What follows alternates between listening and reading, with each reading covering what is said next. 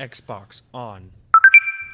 Welcome to Xbox On, a podcast with one host about one console, Xbox. I am said host Jesse DeRosa, and on today's episode, we'll be talking about the latest Xbox news for the week of October 20th, 2022, including Razer enters the portable gaming market with a little help from Xbox, Silent Hill is officially back with tons of new games and transmedia on the way, talk of Obsidian returning to Fallout surfaces, and more.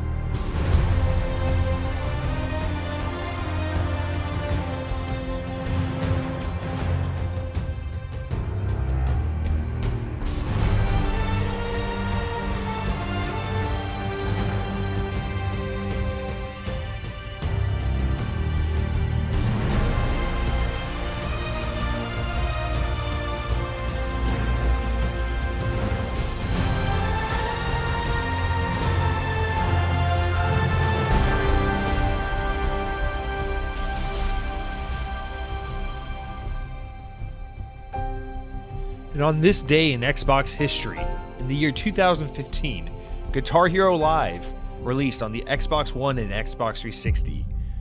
As you may remember, Guitar Hero Live was a complete flop, a new attempt of Activision trying to revive the Guitar Hero franchise, the plastic instrument living room party game that was so beloved in the early to mid Xbox 360 years. I'm really bummed that never took off. Guitar Hero Live, while definitely not as good as old school Guitar Hero, was still decent, and it makes me sad because I felt like they waited the appropriate amount of time before they tried to do Guitar Hero again when they made Guitar Hero Live in 2015. You know, the last Guitar Hero before that was like somewhere around 2010 or so. So I felt like 5 years was an appropriate amount of time, and the fact that Guitar Hero Live didn't take off just makes me feel like maybe it's officially done, you know, which is too bad. But then again, maybe it's because they didn't do it right. I don't know. Anyway, Guitar Hero Live 2015. I can't believe that was already 7 years ago. Look at that. We're all dying. All right, hey guys, welcome to Xbox On episode 177. We got a really great episode this week, and I know I've been saying that a lot lately, but I really do feel good about this episode. We got some really exciting news to talk about. We got a bunch of... Listen, I'm not trying to bitch and moan when I don't get a lot of comments on an episode or anything like that, but obviously... I think, at least, it makes the podcast a lot better when we do get comments. So I always appreciate when you guys write in. But this week we have not only a decent amount of comments, but a special just synchronization where the comments are actually pretty relevant to a lot of the things we're going to be talking about on the show anyway.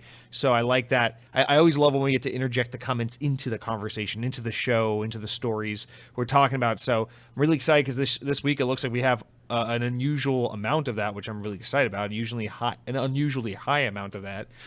And also, it's just, we're there now. We're in the thick of it. We're, mid to late October. The games are really starting to come out. Just a lot of really exciting things to be looking forward to and to be playing right now on Xbox. So it's putting me in a very video gamey mood. I woke up this morning and strangely enough, it was 50 degrees in Central Florida. It feels like fall outside, even though it doesn't look like it. So, I don't know. Something about like cold weather, that brisk fall period of the year, new game releases. It's that...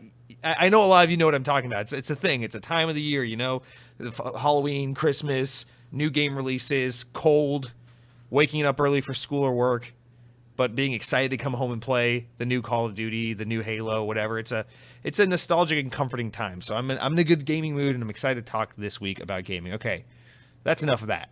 Normally, we would actually start right now by going through our stories of mild amusement / corrections and updates from last week's show. But this week, because we're in such a thick moment of new game releases, I want to take a moment and talk about just all the fucking games that are coming out this week. These are games that have either already come out in the past week or are about to hit Xbox the next day or two. And so I want to list a couple of them because, God, we got a lot of big stuff here. Like, so much so that... gamers are going to be having to make decisions, difficult decisions. What games do they play now, and which ones do they save for later and inevitably fall into the backlog and never get played, etc., etc. And let's start out with one that already came out this past Tuesday, I believe. Yeah, the 18th, Tuesday. A Plague Tale Requiem. It's officially out now on Xbox, and if you are an Xbox gamer, it is a Game Pass title. It's a day one Game Pass grab. So if you played the first one and you're looking for the second one, boom, it's on Game Pass. If you haven't played the first one and you're one of those people that just is a sick psychopath and you want to jump into the second one, even though this is a narrative-heavy game, whatever. I'm not here to judge you.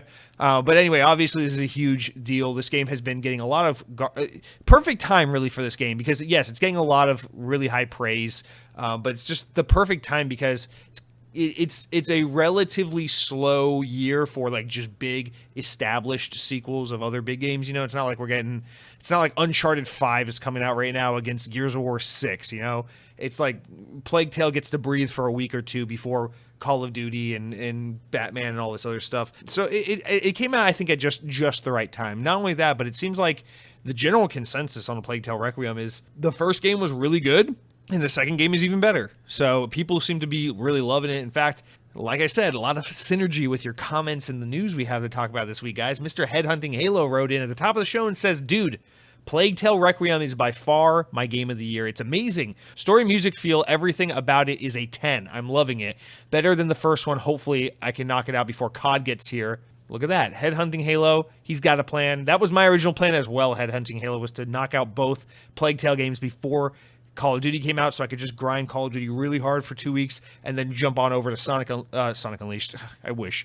Sonic Frontiers, which comes out November 9th. But unfortunately, as it happened, I got to Plague Tale Innocence a little bit too late. It's no longer on Game Pass, and that's pushed back my plans to play through this series. And I gotta be honest, I'm having a serious case of FOMO, as they say. I generally try to fight that urge. I think it's a really socially toxic cycle for people to fall into, is this idea of like, I must play this game, watch this movie, consume this media because it is popular and relevant and current. I feel like there's a healthy balance with this. It can be a fun thing. Like, it is fun to play a new Call of Duty when it first comes out because everyone sucks at it. No one's figured it out yet. And you can actually enjoy the game before everyone gets really sweaty at it. So like, I understand it from that angle, or like, oh, let me go see that new Star Wars movie before, when it first comes out, because I don't want anyone to ruin the part where Han Solo dies, gets resurrected, and dies again. It's like, okay, I get that. But then there's also that angle of it where it's like, I'm just pressured to experience this product because I want to be a part of the conversation and feel included. That, it can be a slippery slope. So I'm trying not to let it get to me too much, but I am certainly struggling a little bit this week with that fear of missing out, because Plague Tale Innocence, I truly wanted to get to it before we got here, and now the sequel's out, and I can't play either of them right now because I'm full steam ahead on Modern Warfare 2, which we'll get to in a second. So already right there with those two games alone is crazy. Headhunting Halo, clearly you're loving it. Seems like lots of people are. I'm really happy for you guys, and I'll get to it sometime probably next year, early to mid next year. I'm sure I'll play through these games, but glad to see it's not only good, but it's apparently great. So that's really strong news. Shout out to Team Asobo. I don't know how the fuck they did it. They went from being the best developer that worked on Disney Infinity to somehow making Flight Sim and Plague Tale, and it's just, yeah, they're a pretty impressive developer. Got to give props to Asobo. Now, Headhunting Halo also rounded out that comment. I cut it off early. Says, by the way, Halloween Ends sucks, man. Out of all 13 films, it ranks very last. Disappointing. Also, build up for nothing. Also, freaking cold outside. I'm not looking forward to winter. My dinghy is in innie. Have a good week. Headhunting Halo. Fun side note. I didn't even know they were making a new Halloween movie until the day it came out last week. And just everyone on my Twitter feed was just like, Halloween, Halloween, Halloween. I'm like, guys, Halloween's on the 31st. I'm like, oh, shit. They're talking about a movie. And, yeah, people are really divided on it, apparently. I got to be honest. I'm not going to watch Halloween because I hate movies with gratuitous violence. I can't stomach it. It just, I can't do it. So I'm sorry to hear you were disappointed by it. Luckily, you got Plague Tale to keep you busy and satisfied, hopefully. All right. We won't move through them all as slowly as that one, but a couple other really notable games. October 21st, this Friday, new Tales from the Borderlands will be out, of course, on Xbox One, Series S and X, and PC. So that is another game, probably the weakest of the bunch we're about to talk about, but nonetheless notable. Obviously, people really like Borderlands. Kind of crazy, I think we're getting a sequel to Tales from the Borderland when the original Tales from the Borderland was something no one ever saw coming. I'm really curious to see how people respond to this, since it's not a Telltale game. It's a sequel to a Telltale game based on a game made by Gearbox, but now that old Telltale is not around, Gearbox is making the sequel. That part of this game has me very interested, very intrigued. So although I have zero plan to ever play this game, I really do look forward to seeing kind of how people react and respond to this game. So that's interesting. And then another game that comes out on Friday. In fact, we got 3 games that are coming out Friday that we're about to talk about. That was one of them. This is number 2, Persona 5 Royale. Obviously, this game was on PS5, PS4. PS4, PS3, I don't know, for a while. It's been there for a couple of years. Well, fuck you, PlayStation, because finally us Xbox get a chance to play as a Japanese high school boy and date all the cute girls, okay? We're excited for Persona 5. I've always wanted to give this series a try. I've always lamented that we couldn't play them on Xbox, and here we are, baby. So this is definitely 100%. This is, I feel absolute confidence. I don't feel the FOMO not playing this game right now because I have full confidence. Persona 5 is a game I will play down the road, probably next spring or so, maybe even December, actually. I don't know yet. Probably in the next couple months for sure, but I have zero concern about this game falling into my backlog. I know I will come around to it. I'm very excited to finally give Persona 5 a try now that I can play it on Xbox. And then the third and final game that comes out on Friday, probably the biggest of the 3 we are mentioning for Friday release, is, of course, Gotham Knights, which will be out on Xbox Series S and X. Remember, the Xbox One version of this game was canceled, obviously, or... Yeah, right? They canceled the last gen port of it. And then, it'll also, of course, be on PC. Now, we won't dwell on this too much because this game is coming up in our news segment a little bit later, so we'll talk about it then. But obviously, this is a big game. This is as divided as people seem to be within the gaming communities. It's Bathman, a man who takes baths. No, it's Batman, a IP that just commands so much attention simply for being Batman, or for what it is, for the popularity and the history it has. That it will sell well. It will be a big game. So regardless of how good or not good it is, or things we'll talk about in the news a little bit with some performance related things, issues and concerns. Obviously, this is going to be a big game, like it or not. So Batman, Gotham Knights, we'll get to that in just a little bit in the news, and we'll talk about more then.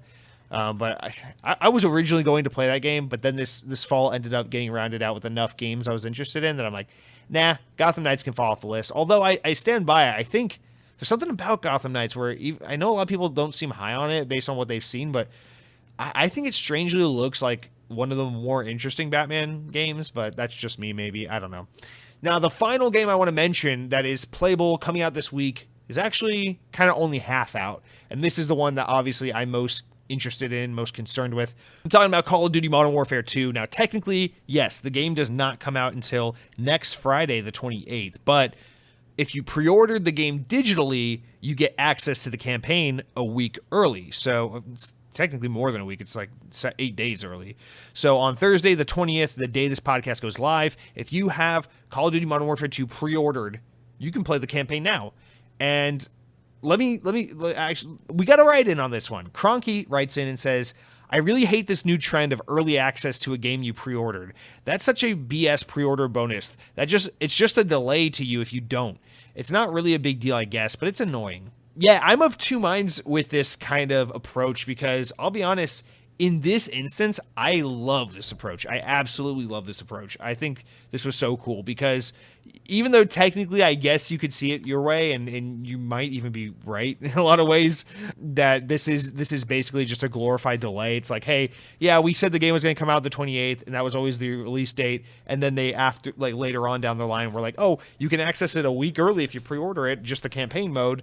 It's like, that's technically saying we had the game ready to launch early. We're just not doing it because fuck you. We want to get a pre-order squeeze out of people. But in this use case, I actually find it beneficial because Call of Duty is such a stressful product when it comes out every year because obviously 99% of people are interested in the multiplayer aspect. That's what Call of Duty is all about, is the multiplayer.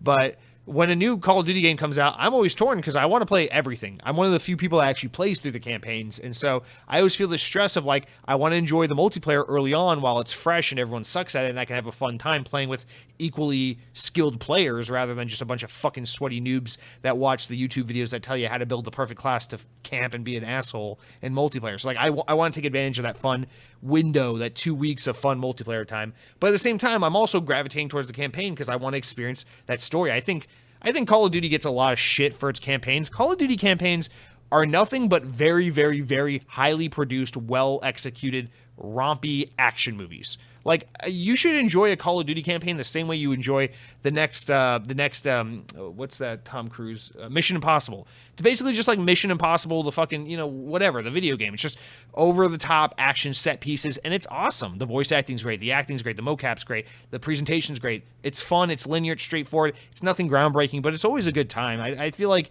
Call of Duty does not actually get enough appreciation for its campaigns. Actually, I would say that's one thing that's severely underrated in regard to Call of Duty, if you could imagine anything Call of Duty being underrated. But yeah, I mean, like, particularly the Black Ops games, I really love those. But Modern Warfare 2019 had a great campaign. I think the second one is looking to be just as good, so I'm excited for it personally. I think this cures my weird OCD, how do I split my time with this game kind of situation. So for me, having a week to not even be able to access the multiplayer, just enjoy the campaign early, and then next week I can go gung-ho on multiplayer. To me, that's a perk. But I understand what you're saying, because when you use it, like, the one that bothers me is the way Microsoft does it, actually, with like some of the recent Forza games, or with Gears 5, they did it where they're like, pre-order the deluxe edition, the $80-$90 version of the game, and you can play the game 3 or 4 days early. I hate that version, where it's like, give us extra money and we will give you the game in its entirety 3 or 4 days early. That I think is kind of shitty, because you're basically just delaying the game for people who paid the normal $60-$70 price tag. So that one bothers me a little bit more, but even that one doesn't fully bother me. That's not as bad to me as, like, PlayStation players get exclusive content. Fuck you, Xbox. Like, that is a little bit more annoying to me. The fact that someone else gets like 48, 72 hours extra with the game, it's like, that's shitty, but whatever, I can live with that. But I don't know. It's kind of a case-by-case basis. It's really how it affects the player. Is it technically shitty in all regards with this kind of practice? I guess. But for me, this actually works out in my favor, because it helps me be able to allocate specific time for the campaign versus the multiplayer. And I'm looking forward to this, dude. Whatever. Modern Warfare is not my favorite Call of Duty series. I'm definitely more of a Black Ops Treyarch guy, but Modern Warfare, I always get a good couple of weeks in with those games. So I'm looking forward to another solid campaign for 7 or 8 hours, and then a 2 to 3 weeks of some fun multiplayer romping with leveling up my guns, reaching level 55, and then being like, wow, I don't want to spend $30 on a skin and try to reach level 800 for the season ranking. And so I'll drop the game at that point and move on with my life. But those are the games this week that are obviously notable. Pretty big releases coming to Xbox. Lots of shit to play. First 15 minutes of the show, and we haven't even gotten to the corrections and stories of mild amusement. There's just so much going on in Xbox, so I think that's really cool. Oh, also, one other game I wanted to mention. This game is out now. I think it came out Tuesday or Wednesday. I'm not 100% sure, but I wanted to shout out this game because it's obviously not a big game that we've all known about, Batman and Persona and Modern Warfare and all this stuff, but this is a game that I've barely seen anything about it. I heard about it a while ago, and then I forgot about it entirely until I saw the Xbox YouTube page post the release launch trailer for the game. And this game is called The Last Hero of Nostalgia. Obviously, it's a play on the word nostalgia, but it's cool. It's not my kind of game, obviously, but because it is a Souls type game. But I really do think there's something really unique about this game, and that catch is that it's a Souls type game, but you're like going through this world and trying to restore aspects of the world and characters throughout the world into like their modern, fully rendered form. So you play as it's like a full 3D Souls type game, but you play as an actual stick figure. Like, you look like you came out of Pong. And you play in like this fully beautiful, rendered and realized 3D, like almost like what's that game called? Bloodborne type world, right? And then you fight these characters, and some of them have like NES graphics, some of them have N64 graphics, some of them have like Xbox OG graphics, some have like 360 graphics, and you're supposed to like restore peace to the world and fight things and help restore them to their full HD rendered, whatever form. And I don't know, it's a cool gimmick. It's a fun like shtick for a game, and I don't know. I think I find that to be kind of compelling, despite obviously Souls games not really being my thing, considering I don't have the patience or the skill to enjoy games like that. But I thought this game looked pretty cool, and I want to be able to. I'm trying to give more praise and spotlight and shine to all these smaller games that aren't, Halo and Gears of War. And so shout out to that. I think if you're a Souls fan, it looks like a game worth checking out. Seems like a lot of people are pretty hyped on it. So that's the last hero of Nostalgia. I don't know. It's out now. Play it on Xbox if all the other games sounded uninteresting to you. But with that said, let's jump into the Stories of Mild Amusement this week. We don't really have much in the way of updates or corrections, so Stories of Mild Amusement it is. Guys, let's talk Halo Infinite. Today, the day I'm recording this, Wednesday, 343 released a huge update on their winter update, like a huge update regarding the winter update. So they had a 12-minute video post on their YouTube page, a whole blog post go up about outlining all the features that we can look forward to, and of course, stamping a release date on this winter update. So finally, drum roll please, on November 8th, Halo Infinite's winter update will go live, bringing network campaign co-op, the Forge beta, and several new multiplayer additions. And guys, following this video's launch and all this news dropping, I feel like Halo Infinite is about to get the first really truly substantial content drop, big update that is going to.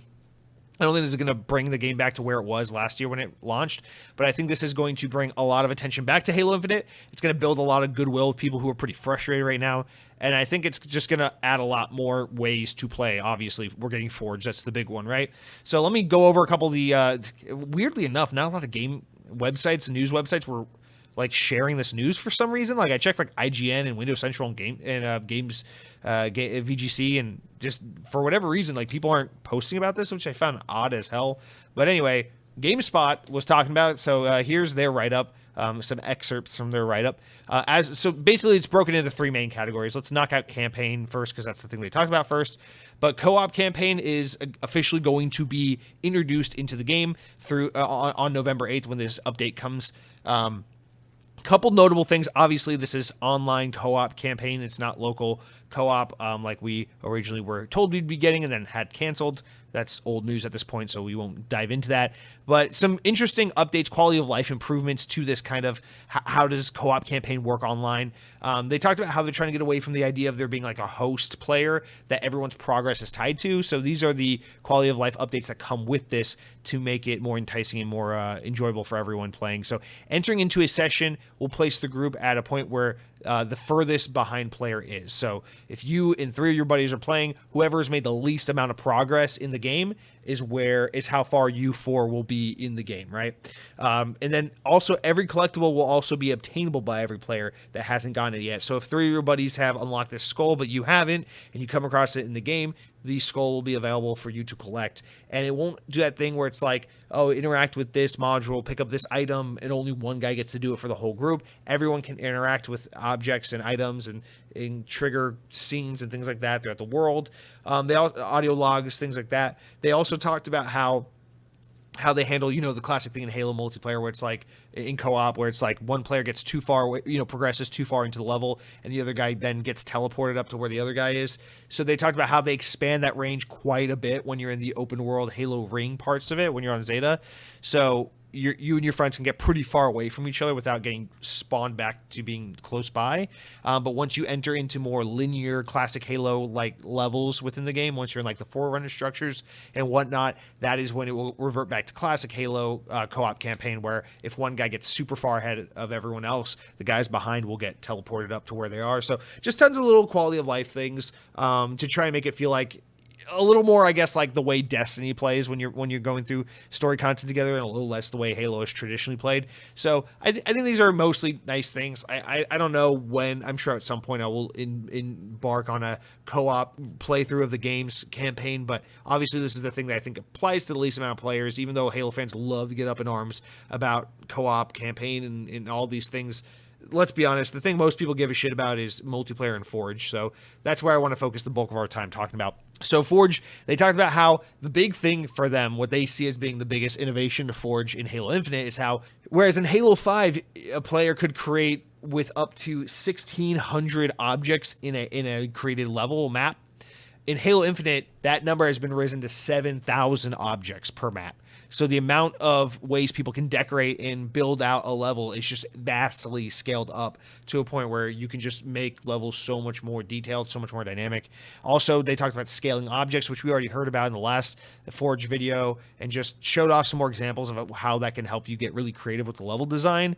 And then they also talked about how, these are the bigger things, I think, how visual scripting is a huge part, really diving into how players will be able to tinker with all the variables, allowing, you know, the game to kind of function the way the player envisions it, rather than just being like, hey, I made a big box for you to play in, but you have to play under the rules of Halo Infinite. It's like, well, no. Now we can kind of script things and make our own little games within Halo Infinite.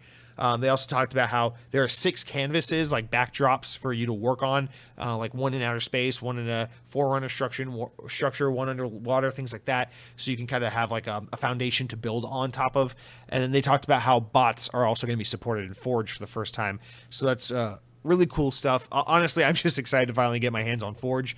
The real big shot in the face here from 343 is that, of course, they would put this update out the day before Sonic Frontiers releases. How fucking dare they? Or is it the same day? Sonic Frontiers is November 8th, or is it November 9th? Oh shit, it's the same day as Sonic Frontiers. Oh my god, how could they do it? So, I don't know what to say. I'm going to be playing Sonic Frontiers this day. I'm not going to be playing Halo Infinite's Forge mode, which breaks my heart to admit, but there's only so much time in a day. It's a Tuesday. I have to work that day after all, so fuck me. I guess it is what it is, but yeah, I mean, it's a busy time of year. So it's how it goes. Lastly, they talked about multiplayer, so won't get into this too much more other than to say that Forge created maps are coming into multiplayer, so they have 2 new maps. They're both created in Forge. The first is Argyle, which is an enclosed map set in a forerunner structure. Reminds me a lot of that, oh my god, my mind's blanking, that Halo 3 map that I can't even say it. But it also has like a teleportation section of the map, so kind of bringing back a lot of Halo 3 looks and feels through this map. I'm really looking forward to trying this. The other one is their big team battle map, which is called Detachment. It's set in a UNSC base, or that's the one with the teleporter. Argyle is just a classic, like close quarter Slayer match or map. Regular medium-sized map. I thought the maps looked very good aesthetically. I don't know. I'm looking forward to playing them. I feel like Halo Infinite's biggest weakness so far has been its map variety, and the game doesn't really have a map that I think is just like, oh fuck yeah, I love this map. They have their maps in Halo Infinite, in my opinion, range from bad to okay. You know, like bad to okay.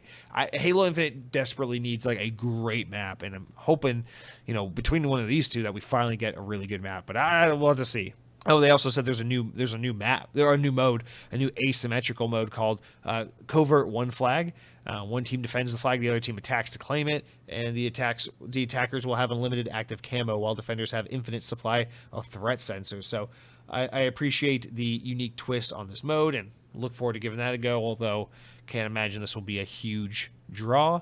But oh yeah, last thing they talked about was XP, talking about how finally they're going to be changing the XP system so that it's more dynamic based on your performance in the game. So if you win a match, you get extra XP. If you're like an MVP on your team, you get extra XP. More ways to get extra XP, grind through your battle pass faster, and be rewarded for playing and not just for grinding challenges or just getting through a match whether you did good or bad. So that's great. They talked about how the winter update is going to have a 30-tier battle pass for free, which is part of it, and that in January, I think, the second part of the update, the winter contingency 2, will be launched. So it's a big update that's got lots of phases to it, but all you really need to know is on November 8th, co-op campaign, Forge, new multiplayer content. Fucking ready for it, guys. Halo Infinite, I'm pretty excited about getting back into it. Unfortunately, the problem is by the time this finally comes out, I will be balls deep in Modern Warfare 2 when it comes to multiplayer, and I'll be balls deep in playing through Sonic Frontiers like crazy, because God is my witness, this game is going to be great. So really looking forward to that, though. Good for Halo, good for 343. I just can't wait to see this game get a little bit of love again. Next up, guys, really excited about this one as well, actually. A story that maybe we could have talked about a little more. I don't know. Microsoft has added, I wrote finally, but really not finally. They actually got to this pretty quickly. But Microsoft has added the Xbox Elite Series 2 controller into the Xbox Design Lab service online. So you can go online to the Xbox Design Lab now and customize, pick the colors, engrave it, whatever you want to do with an Xbox Elite Series 2 controller, starting at like 150, I think, US, 150, 160. So you can choose colors for every element of the controller. The only thing you can't change, I played around with this a lot last night. I tried to design a controller. You can't change the grips, the handles on the Elite Series 2. You know how the Elite Series 2 grips are like black grip, rubber grip. You cannot change the color of that. That is what it is. Much like the new white controller that came out, how the grips are still black despite the controller otherwise being white. It's like that when you customize your own Elite controller. You cannot change the black grips. But everything else is customizable. You can even buy an accessories case with all colorized different kinds of accessories, the back paddles, the different analog sticks and D-pad, everything. So really cool stuff. I'm definitely going to get one of these pretty soon. I'm just having a hard time creating the perfect controller that I'm really in love with. So I want to do more of like a cotton candy thing, like a pinkish blue thing, but they don't let you use enough of the blue I like. So listen, I'm working through it, but guys, it's out. It's awesome. If you want to do all the accessories and everything with the controller, instead of 150 US, it is 210, which I think is pretty good. They're really not pricing it up for you custom making an Elite controller, which I think is just such a great value. So if you haven't got an Elite Series controller yet, I think now is kind of the time to cave and do it. I was going to wait till they made a version 3 based on the Series X controller model, but fuck it, I'm going to cave and buy one of these because I really want a custom made Elite controller. I think that's just so cool. So that is out now. Go check it out. I played around with it for 30 minutes. It's a lot of fun. And let's move on. So we have a lot of, spoiler alert, a lot of Silent Hill news to get into during the main news segment. But let's talk about Silent Hill's biggest counterpart's biggest competitor, Resident Evil, for a brief second, because update, VGC have announced that the next Resident Evil showcase will air on October 20th. So that is the day this podcast is going live. That is a day after all the Silent Hill news got dropped. So the day this podcast goes live on the 20th, Capcom will be having a showcase where they're going to go over Resident Evil 4 Remake, talk about all the news and all that, which has now been dated, the event and everything. So I think it's at like 6 o'clock at night Eastern time, so it's a pretty late event. But we'll get all the information on the gold edition of Resident Evil 8 Village in the new update that lets it be in like played in third person mode and all that. So lots of Resident Evil news coming shortly after. Lots of Silent Hill news that we just got. So I don't know why I put that here instead of at the bottom. The story is important enough to make the news. It's where it probably belongs. But yeah. Dude, I completely forgot about all of this. I completely forgot Capcom even announced all this DLC and new updates for Resident Evil Village, as well as the fact that we're here waiting for Resident Evil 4, and tomorrow we will more than likely, the day this goes live actually, will more than likely get a release date for Resident Evil 4 Remake. So, dude, there's just a massive resurgence of horror right now. It's kind of crazy to see how much of all of this we're getting, and I think Resident Evil 4 is kind of, it's often regarded as like the best horror game of all time. So I think, we got the Dead Space stuff coming back. We got Callisto Protocol. We got Silent Hill making a comeback. All this shit. Bluebird Team is getting popular and more popular. They got, they had whatever. All these different horror projects are coming back or coming out and all this stuff. And at the heart of it, I think the game everyone probably wants the most is Resident Evil 4. So to see that getting the remake treatment, I think is going to probably be the pinnacle of all this resurgence of this third person puzzly horror action game stuff we're seeing. So pretty cool. I never played Resident Evil 4. I was actually most interested in trying it for the first time on my Oculus in VR, but maybe I'll do the Resident Evil 4 remake on Xbox. I don't know yet. Let me know if you have a recommendation of either which way I should go. And the last thing I want to talk about before we get into the actual news of the week, guys, is Halo 2. This is something really cool that came out this week. I didn't think we would be talking about Halo 2 this week, did you? But yeah, from Windows Central, a talented Halo fan has brought the storyboards from the original ending for Halo 2 with an animated reconstruction of it. The reconstruction features music and voice lines from the Halo games, as well as contextual notes from the video's author, C3 Sabretooth. Sabretooth has created a storyboard reconstruction as well, including videos to cover the rest of Halo 2's story, as well as Halo Combat Evolves. So basically, Halo 2 was originally supposed to be the end of the Halo series. That was Bungie's intent. They were going to wrap it up and all this stuff. And eventually things changed. They rewrote the story. Halo 2 has like a famous story behind how it was just in development hell. The game came together in the last second. A lot of things changed last second. The ending was kind of impromptu. Obviously, Halo 3 ended up being a thing in the end of it all, so they had to plan for a sequel.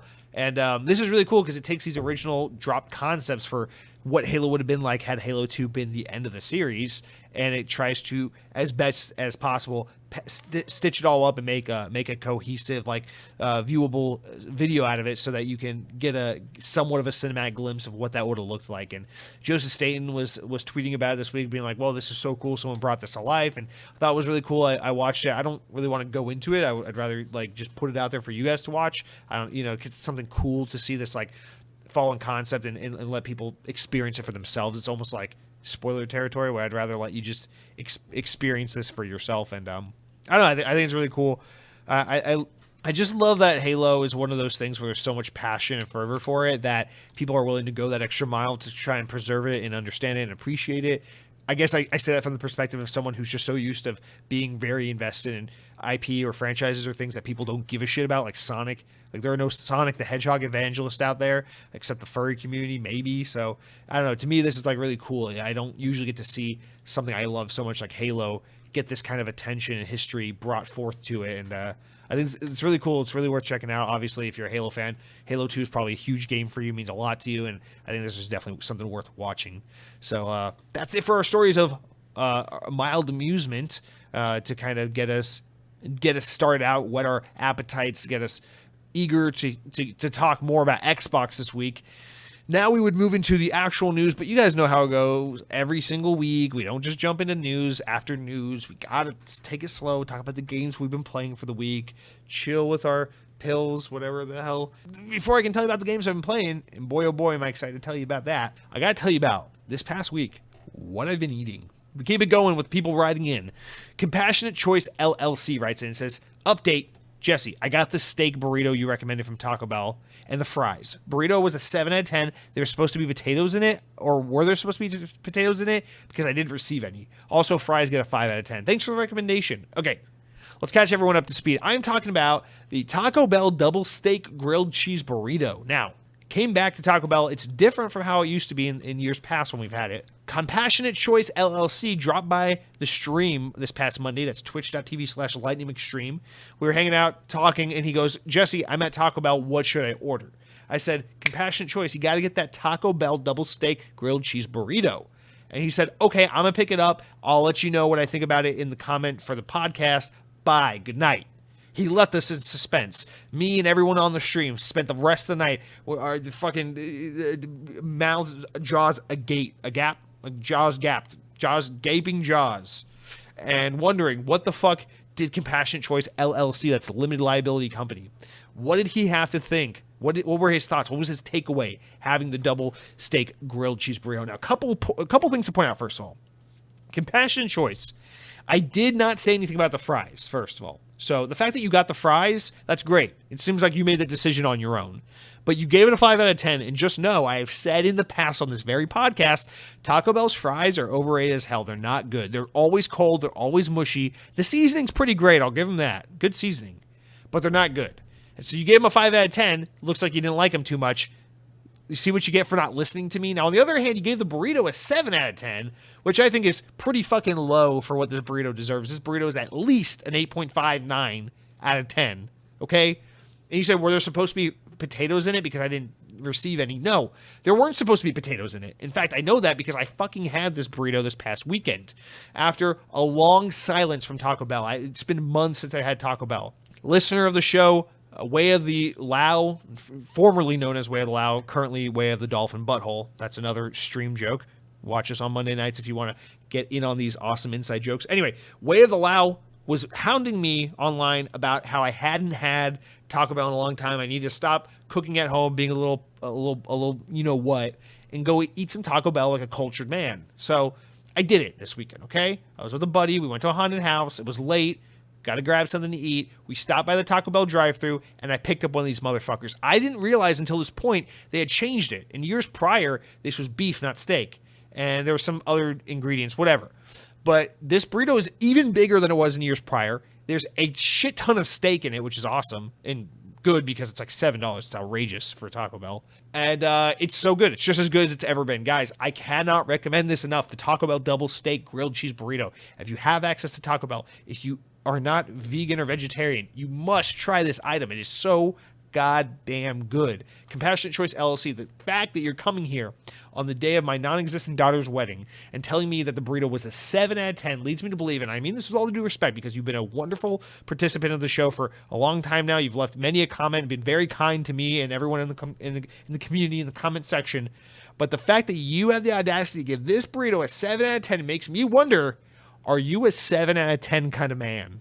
You ever think about that? You go around pointing your finger at every burrito you come in contact with, rating them. But does the finger ever make its way back to you? Do you ever point the finger back at yourself and say, what am I? Because right now to me, you look like a 7 out of 10. I mean what I said, and I said what I meant. A Taco Bell burrito has a wonderful scent. Eat this fucking burrito or you will go to hell. Now, that's only half of what I've been eating this week. I told you, it's a good fucking week for Xbox One. We got a lot of good stuff to talk about. Guys, you're not going to believe it. I know I should have led with this because it's technically the more impressive, more interesting thing, but we have a standard to uphold in this podcast. We talk about the video games and the Mountain Dew in the Taco Bell, and so it's only fitting we mention Taco Bell first. But the second thing I did this past week that is food related is a bucket list item for me. I'm just about ready to die. This is such a big thing I checked off the list this week. I met Wolfgang Puck. Mr. Maug writes in and says, I know why you recorded the podcast early last week.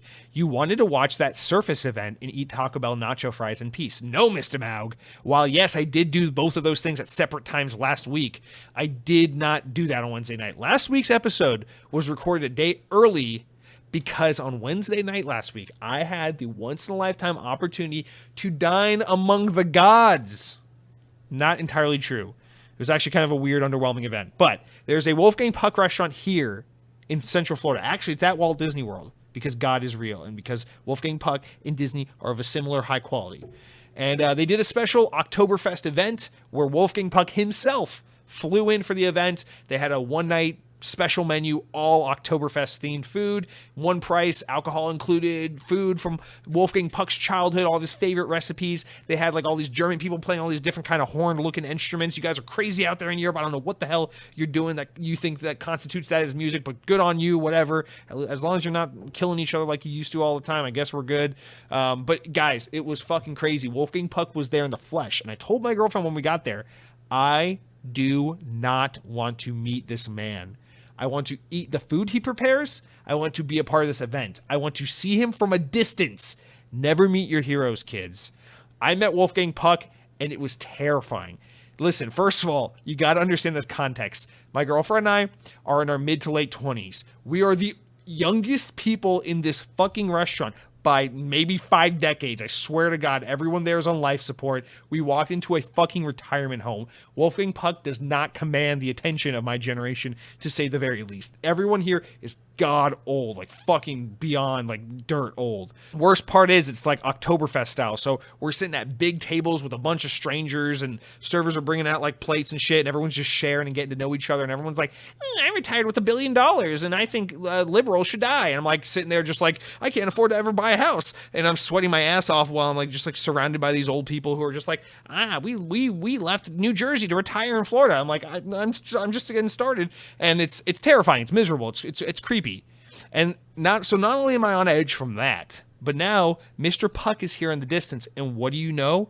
The man, such a fucking nice man, this Mr. Wolfgang Puck, is going around table to table, making it his personal responsibility to shake hands with, greet, and thank every individual in the goddamn building.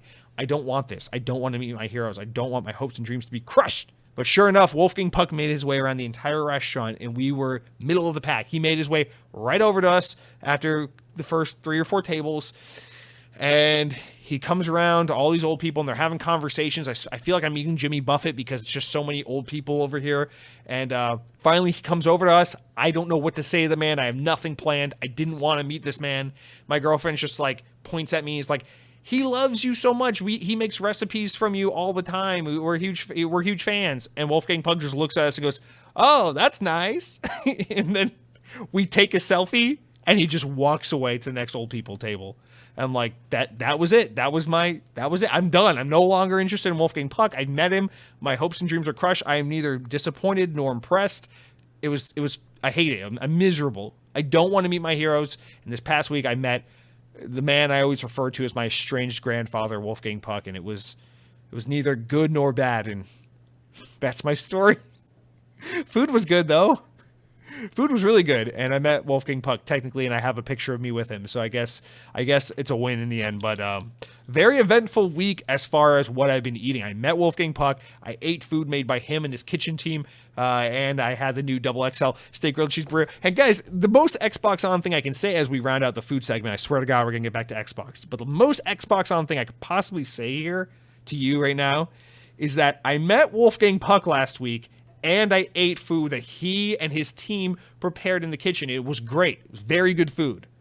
But the best thing I ate last week was the Taco Bell double steak grilled cheese burrito. And I mean that with full sincerity. Maybe it was because it was 1 a.m. and I was hungry as shit. Or maybe it was because it's just genuinely better. I don't know. But yeah, go get that Taco Bell double XL steak grilled cheese burrito, whatever it's called. All right, that's it for what I've been eating this week. Guys, real quick, let's talk about what I've been playing. So, past few weeks, I've been doing a pretty good job of trying to stay on top of things, knock out some of the backlog, and get some, whatever.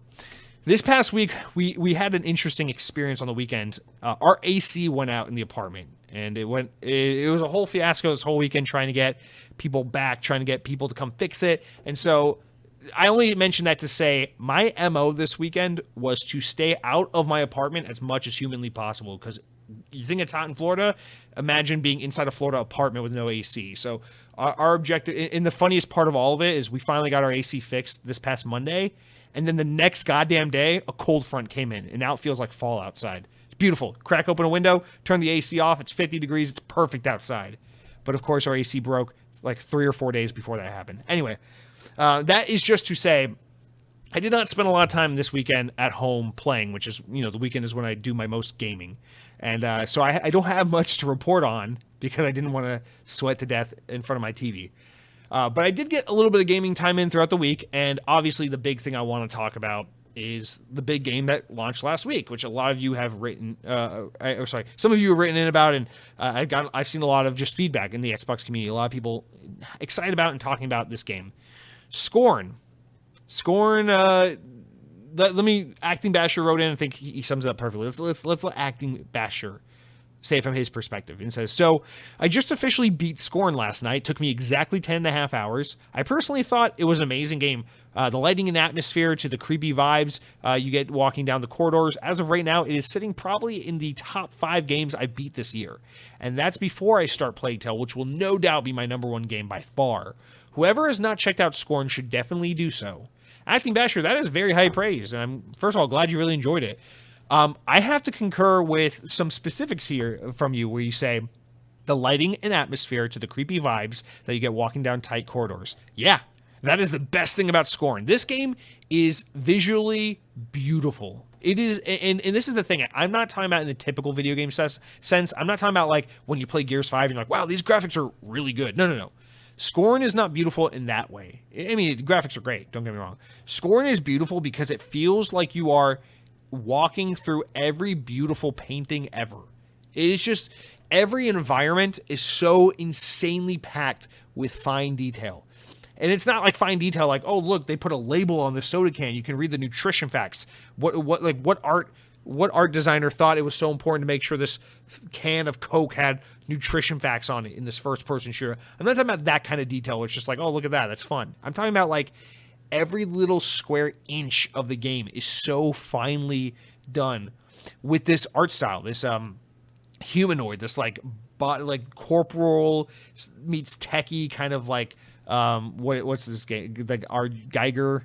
What's the guy? The guy that does Aliens, the guy, the famous artist, that kind of art style that the game is clearly inspired by, that doesn't shy away from being inspired by. And yeah, it shows. Like, the game's art style is absolutely stunning. And to me, art style is always way more impressive than graphics. Like, I look at a game like The Legend of Zelda Wind Waker that got a lot of shit back in the early 2000s because it looked like cartoon Mulan Zelda and everyone made fun of it. But you look at that game now in 2022, and Zelda Wind Waker is probably still the best looking Zelda game to ever be released because its art style is so goddamn unmistakably good and unique and fun. And not in the same sense, but to the same effect, Scorn is one of those games I think is going to age beautifully because it has such a stunning artistic flair, so unique and so fully realized to every little corner. These rooms are insane. Like the sense of scale in the game for a game that is so small, in terms of it just not being a big open world game. The sense of scale is astonishing because you're so drawn in by the worldly detail. And I think that is such an amazing thing about this game, and I want to give it endless praise for that. All being said, all that praise being given, Acting Basher, your praise being levied at it as well. I want to just say I played this game for about 45 minutes and deleted it from my hard drive. This game is way too puzzle heavy for me. It takes someone with the ability to use a brain to get through it, or the patience to use walkthroughs, and it's just not my speed. It's not my kind of game. It's not the thing I want to play. I have so much appreciation for this game. I have not felt this way about a game since Cuphead came out, where I just have nothing but great things to say about what a great game it technically is, how beautiful it is to look at, and how much I don't want to play it. Scorn is a really cool looking game. If you are the kind of person who can stomach that and use enough of a brain to get through puzzles and exercise that level of patience, and you like horror and you like slow, methodical games, beautifully crafted games like this, I think you're in for an absolute treat with Scorn. But if you're like me and your most anticipated game at this very moment is Call of Duty Modern Warfare 2, the game where the objective is to shoot, die so fast that you forget you died, and then shoot again, rinse, repeat for 300 hours online, then yeah, Scorn is not your game. Very, very, you gotta be very clear about that. But I do have just so much respect for this game. It is really pretty. I wish it were more my kind of game because I want to admire. I want to be able to experience what everyone's loving about it. But I just got to be honest with the kind of gamer I am, and this is just not it for me. But yeah, that's the main thing. I also tried out Prodeus this week, and I don't have too much to say about that. Another game I only played for about an hour, but I don't know. I knew this was a Doom-like game. I didn't know it was this cool. I fucking love Prodeus. This game is awesome. Again, the art style is the thing that gets me the most. It's this perfect blend of like modern shooter with like this filter of like classic Doom 2 kind of I don't know. It looks kind of like when you play like HD modern 2D games and they put like a CRT filter over it. It feels like I'm playing like a modern first-person shooter with a Doom 2 modded like filter put over it, and I love it so much, and it plays. I don't know. I've always played Doom. I grew up playing Doom, but I feel like I'm just not. I'm not like a really well like read player of the Doom franchise, like to really talk about it in a nuanced manner. To me, it just feels like a love letter to Doom, but with ADS, which I appreciate. And it's a little more like backtracking and find your way around than maybe I remember, but I think that is kind of how Doom always was, at least Doom 1, maybe, if I'm not mistaken. But yeah, this is definitely a game. It's one of those games where it's like, I shouldn't have tried this now because there's no chance in hell I'm going to get back to it anytime soon. But I played enough of it to know this is a good game I want to get back to at some point, but not right now with everything that's going on. I'll have to put it down. But Prodeus is, yeah, dude, it took me a couple weeks to get around to it after it came out in September, but shit, this is good stuff. But that's really it for me. The only other thing I did was I finished playing G.I. Joe Operation Blackout. My girlfriend and I have been playing that on and off on co-op. Finally rolled credits on that. Nothing to say there. I enjoy that game, but it is not a good game. It is a D tier Gears of War mission-based knockoff G.I. Joe cash grab that is I have zero regrets about playing it, but I have zero ability to recommend it to anyone. But it's fun. I'm glad I played it. And that's it for what I've been playing this week. Guys, next week, I'm going to get back to you with my impressions on the Modern Warfare 2 campaign. And that's what I'm really excited about. And then the week after that, we'll have multiplayer and Halo and Sonic Frontiers. And, it's getting good. But for this week, that's it for what I've been playing. Guys, I think I've held you off long enough. 55 minutes. Let's just do it. Let's get into the actual news this week. There's plenty of it. So without further ado, cue up the transition sound. All right, we are back with the news. Although to you, it's just like a second because We didn't really take a break. I don't know. Whatever. Guys, let's jump into it. We got a lot of news to get through this week. Starting out with the technically this maybe shouldn't be the first story, but it's the one I'm most excited about. And I don't really know why. Maybe it's because I'm always interested in like the second tier or the off-brand thing. I don't know. But Razer announced a new portable device this week that a lot of people seem down on, but I actually personally think it looks quite cool. Let's get into it. So this is reported from Windows Central, hot off the heels of the expensive Logitech G Cloud. Fuck that device. Tencent's involved. Anyway, Razer may have already made Logitech's recent efforts obsolete. First, he's back at Mobile World Congress in September.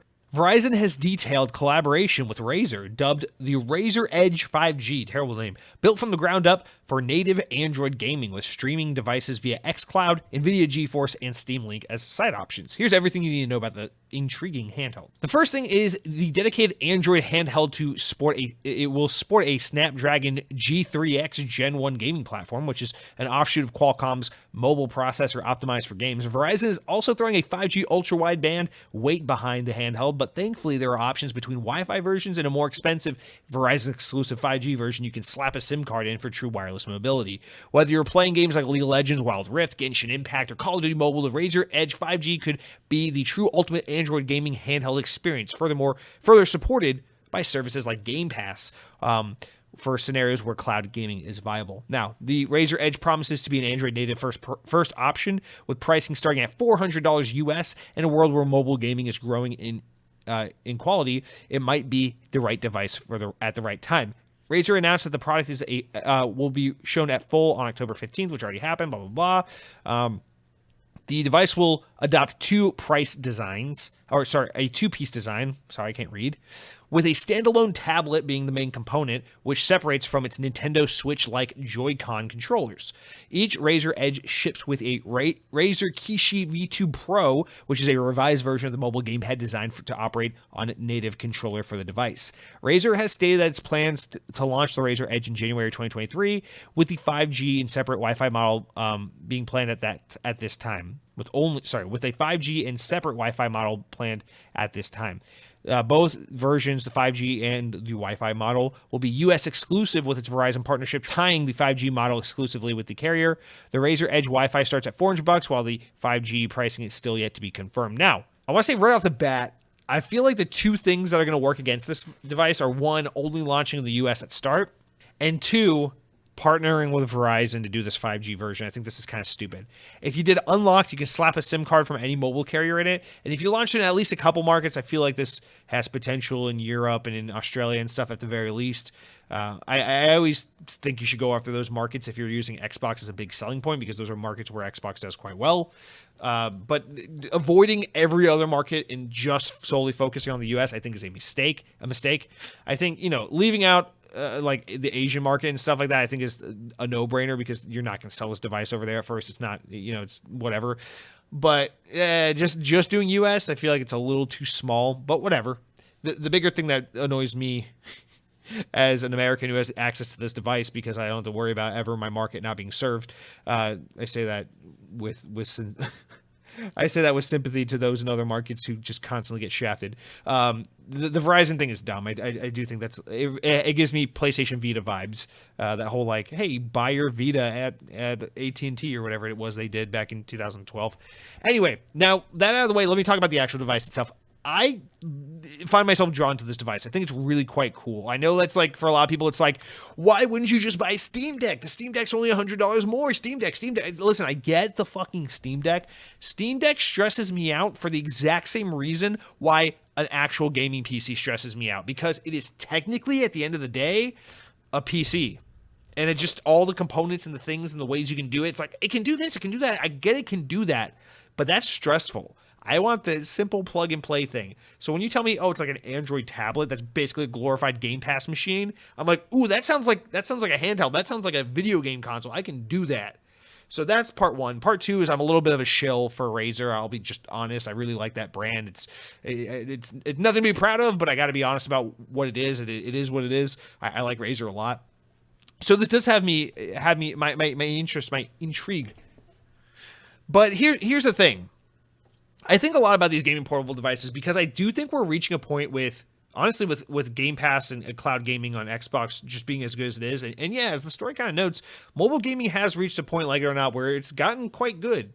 I definitely play Call of Duty Mobile. Not all the time. I go through phases while I play it here and there, but I definitely play COD Mobile. And there are other mobile games I would be a little more inclined to give some time to if I could play in more of a dedicated kind of like handheld Nintendo Switch-esque manner.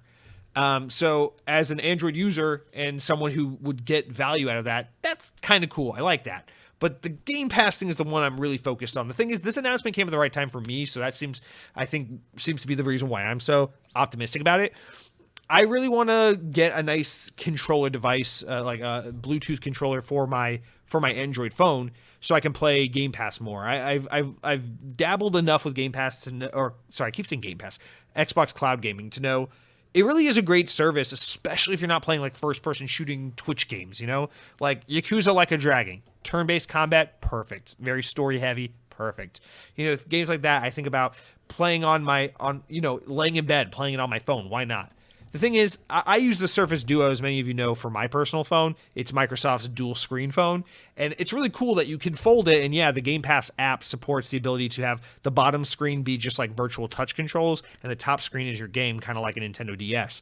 That's really cool. It's a novel concept, but at the end of the day, nothing's going to feel as good as having tactile, real buttons. So I've actually been in the market looking around for a device like the Backbone or the Razer Kishi or something you can snap onto your phone and have physical tactile controls. The problem is there's not a lot of options out there for my phone. The other problem is I get severe anxiety over the idea of using your phone as your gaming device, because you know the second you do that, first of all, your battery's going to die like fucking crazy fast, 2 to 3 hours. Also, you know that it's like that is your window into the outside world is your phone. So like if I sit down and settle into a 1 hour gaming session on my phone, it means I can't call grandma. It means I can't check Twitter. It means I can't check email or any of these things. It's like I don't like using my phone that keeps me connected in the most disconnected from everything else kind of manner, which is getting really invested in video games. It's weird, it's arbitrary. I know, like I don't have any problem using my phone as an e-reader, the Kindle app, all day long, but for some reason the second it gets to gaming, I'm like, I don't like gaming on a phone.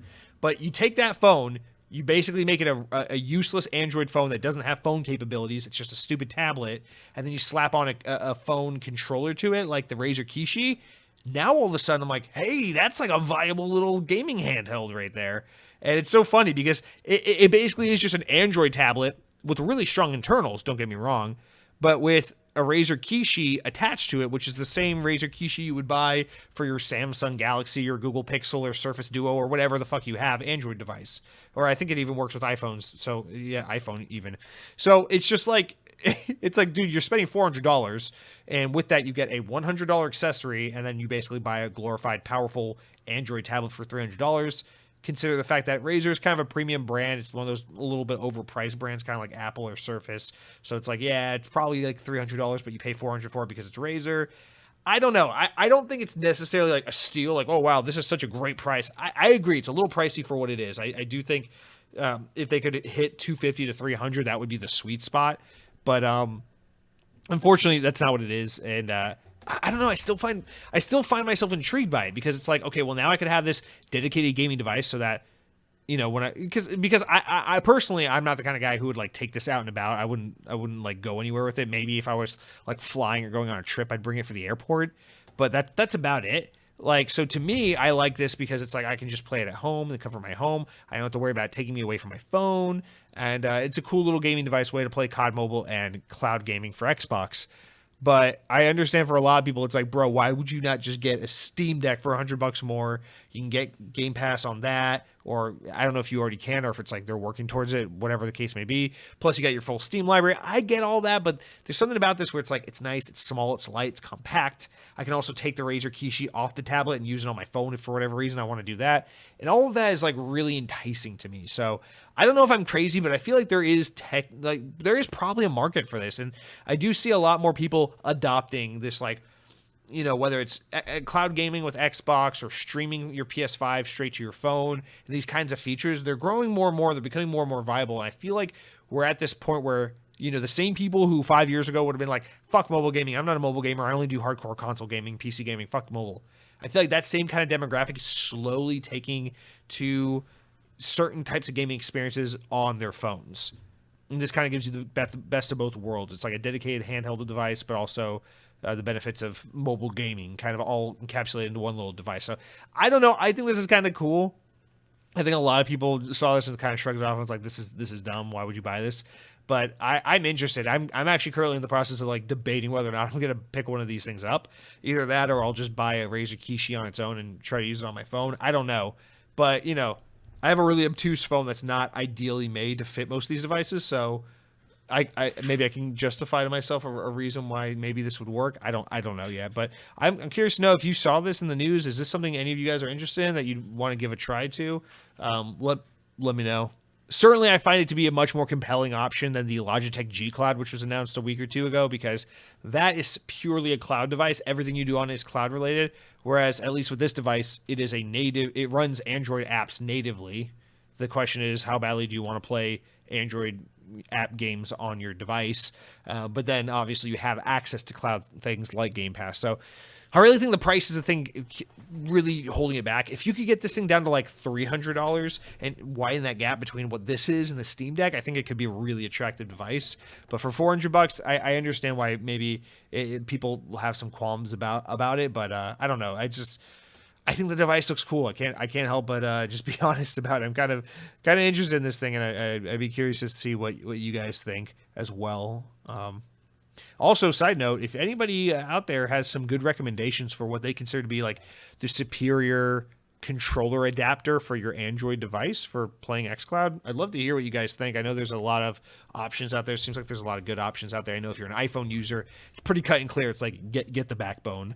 But for Android users, there's a lot of options, and it's kind of hard to decide which one. But my guess is probably the Razer Kishi. I just don't know. Let me know what you guys think about all that. But guys, we'll move into our next story, which I think is the bigger drop of the week. It's all the Silent Hill news. So this information is fresh as hell. It literally was happening like 30 minutes before I started recording the podcast. So this is early fresh takes on this news. So Konami held their Silent Hill stream event, which they've been teasing, working towards. I feel like all year we've been talking about the rumors of Silent Hill, who's developing games. There's multiple games coming. There's multiple shows coming, lots of stuff. And it did kind of detract from the just how much news and how exciting this news was, because so much of what they announced was kind of confirming things that we've been talking about in rumors for quite a while, most of the year, to be honest. But they held their little stream event, and they did have enough substantial announcements that I think we got a full-fledged and really heavy push into the return of Silent Hill. Although I wonder what you guys, I'm curious to see what you guys think. Is it enough? Did they do, they have a quantity of Silent Hill coming back, but do they have like that specific killer app? I think we'll have to wait and see. But let's get into all the announcements. So the classic horror game series Silent Hill, which originally debuted on the PlayStation 1 back in 1999, has not seen a mainline installment since 2012's Silent Hill Downpour. Well, all of that changes now with the announcement of not one, not two, not three, but 4 Silent Hill games, along with a Silent Hill movie that were announced in this one event. So let's break them down one by one, starting with the big hitting dog and the one that's the most disappointing for reasons we're about to get into. They kicked off with the announcement of Silent Hill 2 Remake. Now, this is the one I think most people have been talking about as far as rumors go, and it seems like everything was nailed down to what it was a remake of, who's developing it, all those things. Unfortunately, there's a little asterisk, a little caveat attached to it, and it's not good for us Xbox fans. So, following months of anticipation, Konami have officially confirmed Silent Hill 2 Remake, and this is from VGC. The game was revealed during the Silent Hill transmission live stream on Wednesday and is being developed by none other than Bloober Team, the Polish studio behind Xbox timed exclusive The Medium from 2021, and Layers of Fear, as well as Blair Witch. The game will be released exclusively for the PlayStation 5 on console, as well as for PC. Konami said the original creators, such as director Masahiro Ito and composer Akira Yamaoka, are said to be closely involved with the project. The game will be powered by Unreal Engine 5 and use the Lumen and Nanite technologies. So, I think right now it's just penned for 2023 release, no official window or specific date. But here's the real kicker. guys, Silent Hill 2 remake is real, it's happening, and it is not coming to Xbox, or at least not now. Right now, the instant rumors that broke out following this news, and again, this is really recent news, so I don't know if maybe they're going to confirm this by the time the podcast is done being recorded. There might already be official word, but right now, the murmurings online say that it's only a 12-month timed exclusive, that the game can come to Xbox after a year. Where have we heard that before with big Japanese remakes that we've all wanted on Xbox? I'm looking at you, Final Fantasy VII Remake.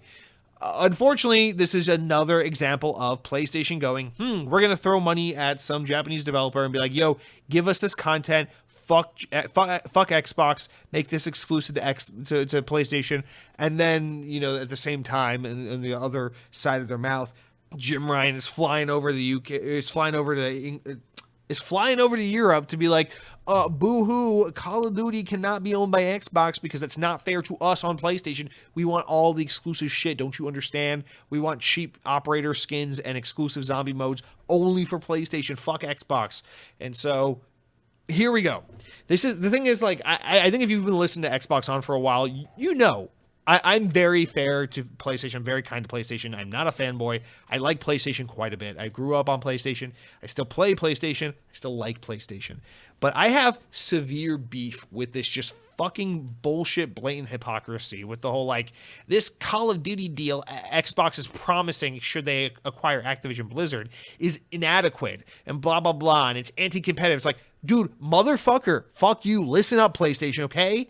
Xbox needs to buy Activision because we need to keep Activision away from fucking Tencent, okay? You got that, you stupid pricks? You stupid fucking cucks, okay? And then, obviously, the vulgarity is just for hyperbole and to just add to the comedic effect. I'm not aggro about this by any means, but it's like we need to keep, first of all, we need, in this world where every goddamn thing is being acquired by Saudi Arabia or China, we need to keep Activision away from these motherfuckers. Let Xbox buy them. Fuck you, PlayStation. We understand Call of Duty makes hand over fist money for free on PlayStation because you guys don't have to pay to develop the game. You guys just get it on your console and then get a 7 or 15% rip of every copy sold on PlayStation. Good for you. We get it. You want that. Xbox has made it abundantly clear that Call of Duty is not going anywhere on PlayStation. We all fucking know. We're tired as hell of talking about it. Call of Duty is not leaving PlayStation no matter what happens. So calm the fuck down, PlayStation.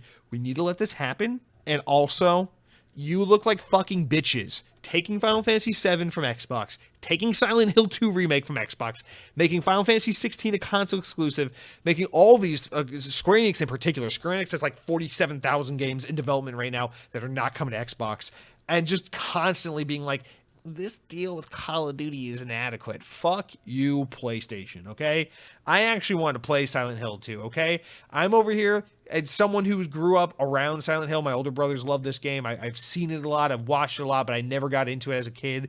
Now that I'm older, Silent Hill 2 is a game I would like to explore. I'd like to maybe play, I'm going back. I'm experiencing the classic horror games. I love Dead Space. Newly minted Dead Space fan over here, okay? I would like to give Silent Hill a similar treatment. But you motherfuckers at PlayStation, you just can't help yourselves. Because all you know how to do is make games where dad's daughters die, and then you play 20 hours of sad storytelling, whether it be The Last of Us or God of War, or whatever the fuck the game is.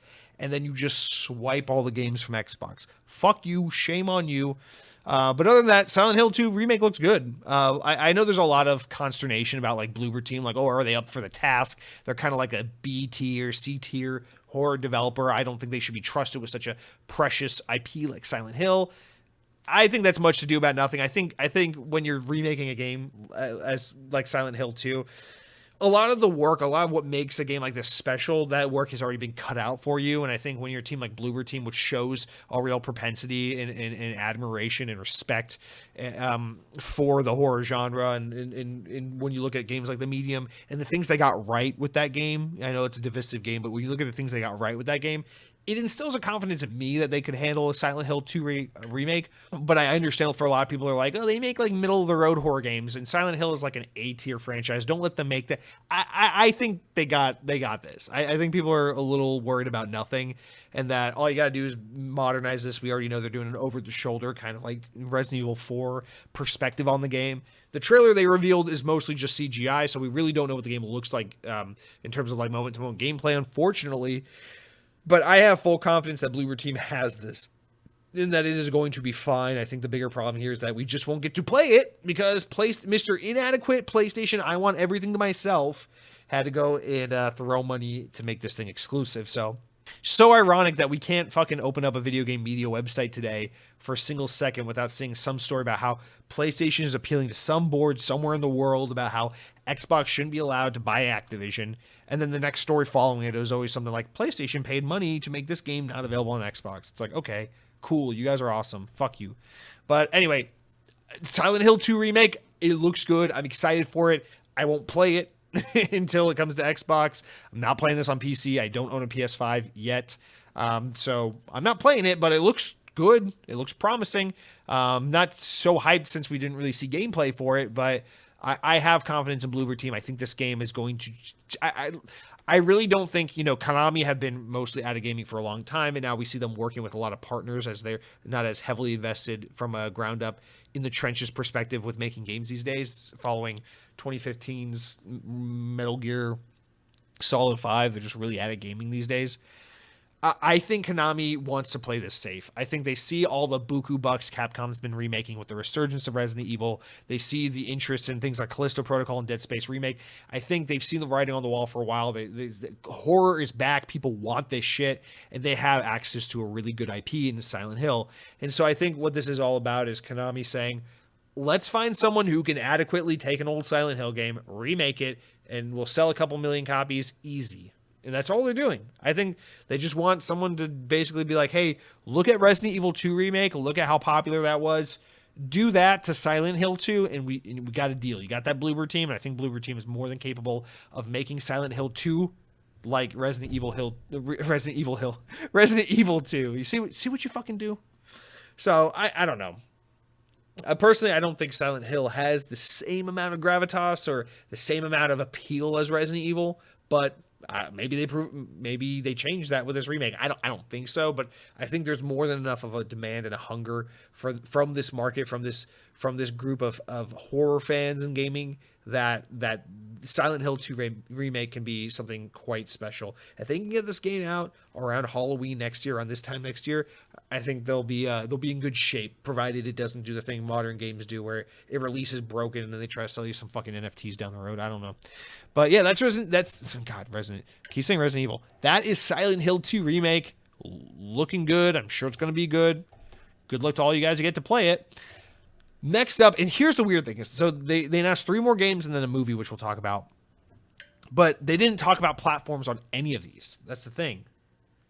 So we don't actually know at all if any of these games we're about to talk about are coming to Xbox. They just weren't noted. Now, of course, Konami, we know in recent history, everything Konami's made in the past 10 years or so, 15 years, they work with Xbox. They put their games on Xbox. So if it weren't for the fact that PlayStation's obviously paying for exclusivity, Silent Hill 2 remake would also be on Xbox. So without the announcement of exclusivity, it's safe to assume these next 3 games will also be on Xbox. Just know that this time there's nothing officially announced. So the next game was Silent Hill Townfall, which is in development from Scottish studio No Code, and will be published by Annapurna Interactive. I like those guys a lot. Quote, I remember playing the original Silent Hill on PS1 back in 99 and became a fan of that moment from that moment on, said No Code creative director John McKellen.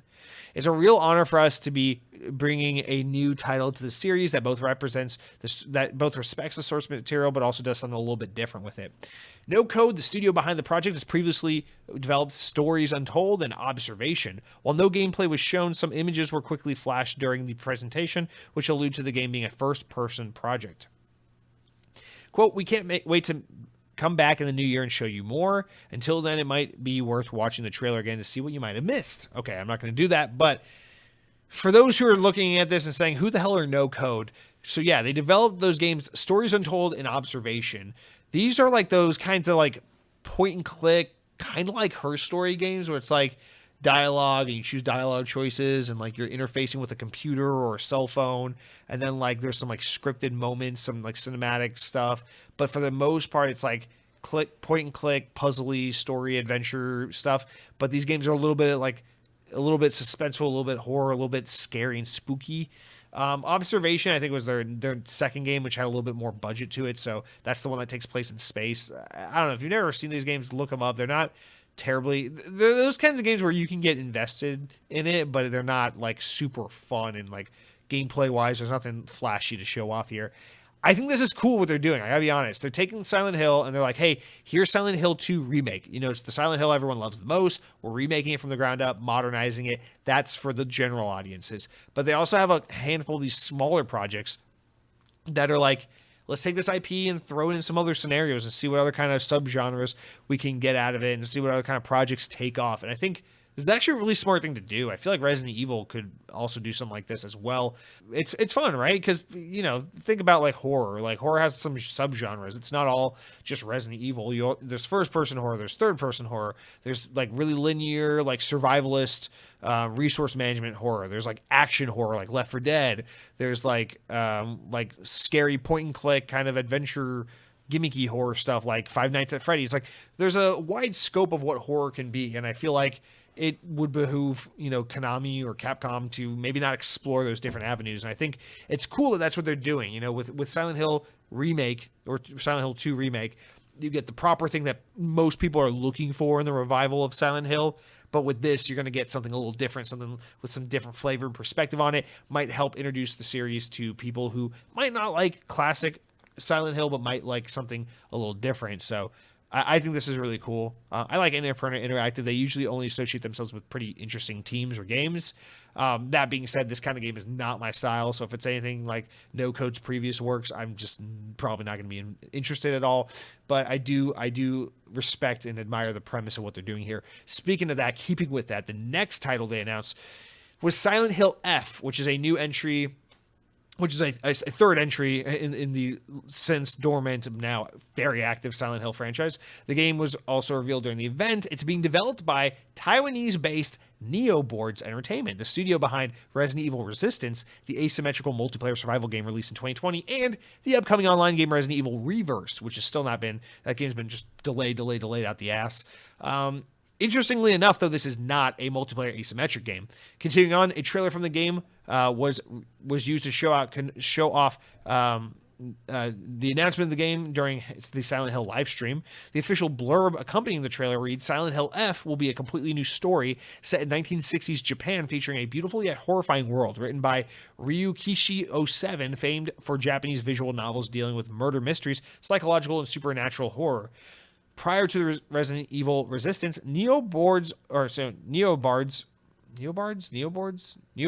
was also releasing games from other classic IP, including Devil May Cry, Onimusha, and Resident Evil Origins from the Nintendo Switch. More recently, they contributed Capcom 2's remakes of Resident Evils 2 and 3, as well as Marvel's Avengers.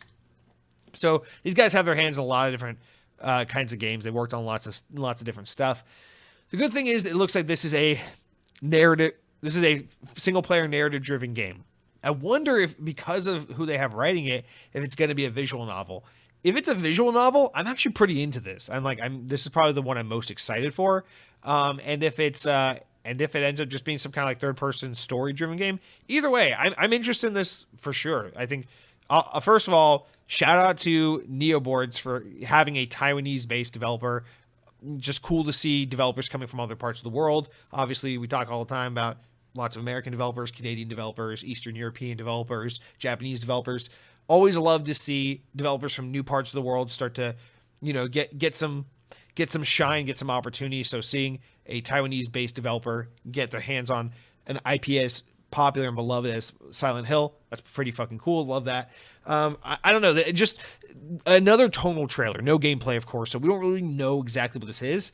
But just the tone with this one was a lot more interesting. It had that kind of like bodily horror that's like very. I feel like you see this with a lot of like Japanese horror in modern times. This is one of the things I liked about Scarlet Nexus, where it's that kind of horror where it's like this like undead, like flowery kind of horror where it's like just like flowers that have like that are like possessed, but also like faces that are like decayed and undead, but that also like bloom and have like this kind of like, you know, much like that Geiger Scorn art style marries like human bodily shit with machinery and technology.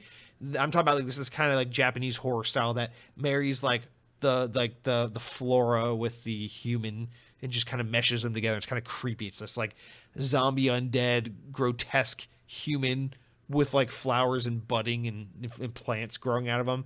And I think it's cool. It's scary. It's creepy. It's fucking weird. It's surreal as hell. And I don't know, the tone of this trailer really captured me. Again, we didn't see gameplay. I don't know what to get hyped over, so I'm not hyped about it, but just in terms of its premise, what they're trying to go for, who's working on it, the fact that it's completely new, just has me a little more intrigued. So this is the one that actually spoke to me most. Let's hope PlayStation doesn't make it an exclusive so I actually get to fucking play it. But yeah, that's Silent Hill F. And then the last game they announced, this is probably the one I had the least amount of interest. Well, that's not true. I have more interest in this than the second one, the Annapurna one.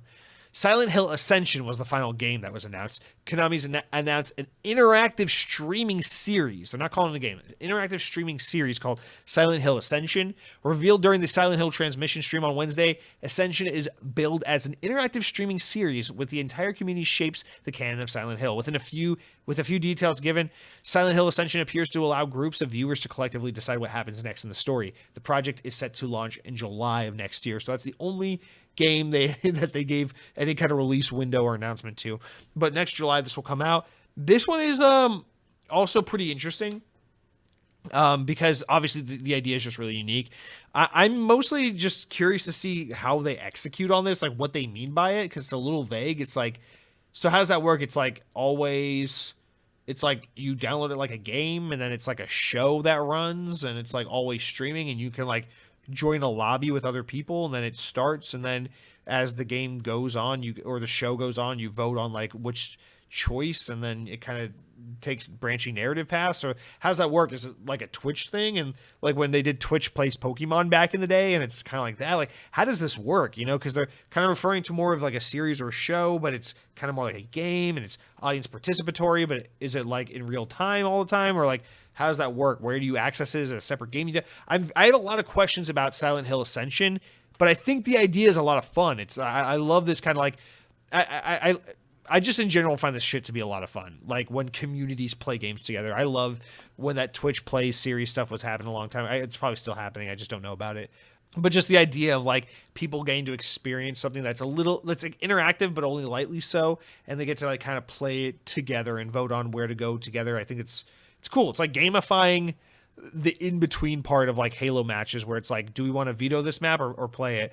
You know, it's kind of like that. But like gamifying it into like an actual story in a series. So I think that's a really fun concept. I just wish we knew more about what the fuck it actually is. And obviously we didn't see it. So like I can't get excited about something that I don't really know what it is, but the vague concept and inkling of what they did announce does have me intrigued. So I'd say it's a win. It's 3 games that I'm interested in, one that I think is probably not going to be my thing, and of the 3 I'm interested in, only one of them is guaranteed to not be on Xbox because PlayStation finds the Call of Duty deal to be inadequate. So thank you, Jim Ryan. You're a really awesome guy. Thank you so much. I'm really excited that I can't play half these games because I didn't buy a PS5. Thanks for being a team player. And just to be clear, obviously, I like to do this for the comedic effect. He's just being a good businessman. You know, whatever. It's not like Xbox doesn't hold things back from PlayStation. You know, a bunch of PlayStation fans are about to not play Starfield next year because Xbox bought Bethesda. So let's not act like it doesn't go both ways. It's just affecting me a lot lately where there's a lot of games I want to play that are just no longer coming to Xbox because of PlayStation. So I'm getting a little more worked up about it than I usually would be. The last thing they announced, and this is the one I don't even want to talk about because I just don't give a shit. So I'll just tell you what it is and we'll move on. The last thing they announced is a new Silent Hill movie, Return to Silent Hill, revealed during the stream. It will be directed by Christopher Gans, the director of the first Silent Hill movie. Victor Hedida, producer of the original film, is also going to produce the entire series. I don't know if it's a series or a movie. I guess it's whatever. It's a film. I don't care. Don't care. I'm so tired of video game movies like this. It's probably going to be live action. Whatever. If you're going to do a fun series like Cyberpunk, like that, or like a Mario or Sonic movie, that's one thing. But like, anytime you do like, oh, we're going to do a live action adaptation on the silver screen for a video game, whatever, I'm just like, oh, cool. More Michael Fassbender playing Assassin's Creed, the movie, the game, whatever. I don't care. Not to be negative. I'm much more interested in talking about video games than than inevitably uninteresting TV shows and movies. So, all right. Speaking of negativity, let's talk about our next story. Let's segment away from horror. I know, obviously, it's Halloween time. It's fitting. It's appropriate. But I am alone in my apartment right now, so it's a little spooky. So let's talk about something that's not scary. We'll talk about superheroes. Okay. We're going back to VGC. We're talking about Warner Bros. And their upcoming Gotham Knights, and the bombshell news in the sense of how people reacted to it, but not bombshell news in the sense of what a big deal it is. But it was confirmed. It was announced this week that Gotham Knights will not include performance options and will run at a maximum of 30 FPS, 30 frames per second. It has been confirmed. The game's executive producer, Flower, shared the news on the game's Discord server on Friday, claiming the decision was due to the types of features that we have in the game, such as the untethered co-op and the highly detailed open world. Quote, I know many of you are wondering about the availability of a performance mode for Gotham Knights on consoles due to the types of textures and features we have in our game, like providing a full untethered co-op experience. It's not as straightforward as lowering the resolution to get a higher FPS. For this reason, our game does not have a performance/quality toggle option and will run locked at 30 FPS on consoles. Gotham Knights is planned for release on October 21st, this Friday, for Xbox Series X and S, as well as PC. Gotham Knights is being developed by WB Games Montreal and led by creative director Patrick Redding, who previously directed Splinter Cell titles Conviction and Blacklist. All right, so here's the thing. Is this news disappointing? Yes, no doubt. Is this news kind of unacceptable? I think yes, actually. Does this news ultimately affect the game as much as I think a lot of gamers think it's going to? No. When you think about a game like Gotham Knights, you got to think about it in the same vein as like Star Wars Battlefront, Hogwarts Legacy, even Call of Duty to an extent, where it's like, yeah, a bunch of gamers are going to pick up this game. A bunch of gamers who know about frame rate and care about performance and know these kinds of things are going to pick up this game, right? And they're going to be pissed about this, or they're going to protest the game because of this, whatever. But 95% of the people who play Gotham Knights are going to be the people who are like, Batman, cool Batman video game, cool. You know, I own an Xbox or I own a PlayStation, but I only, I bought this one game and it came with this other game, and I bought Call of Duty here and there, and I bought a couple sports titles here. Ooh, Gotham Knights. You know, it's going to be one of those games that's going to sell to a lot of like mass audience, just general people who play a game here and there. And so I think the majority of these people, which is the majority of the people who will buy this game, are going to be in the I don't give a shit category of what this means. They're not going to know it's at 30 FPS and not 60. They're not going to care it's at 30 FPS and not 60. However, that does not excuse this for being the case. Keep in mind that this game, we talked about this a little bit on the stream earlier this week, and you guys kind of got me thinking about it a little bit. Yeah, keep in mind that this game was originally supposed to come to Xbox One and PS4, and they ended up canceling it. Apologies if you can hear my phone in the background. MLB will not shut the fuck up, and I have to keep my phone on ring, so I'm sorry. But remember, this game was originally supposed to come to Xbox One and PS4, and then they canceled it. Dude, if you can't get this game fucking running on Xbox Series X at 60 FPS, then what the hell? Like, how were you ever going to get this game running on PS4 and Xbox One? So that's a concerning point as well. And I did see, a friend of mine pointed out to me these tweets from apparently like some prominent developer, and how apparently, in circles throughout the games industry, there's a lot of consternation about the Xbox Series S, because as you know, it is the target performance machine, right?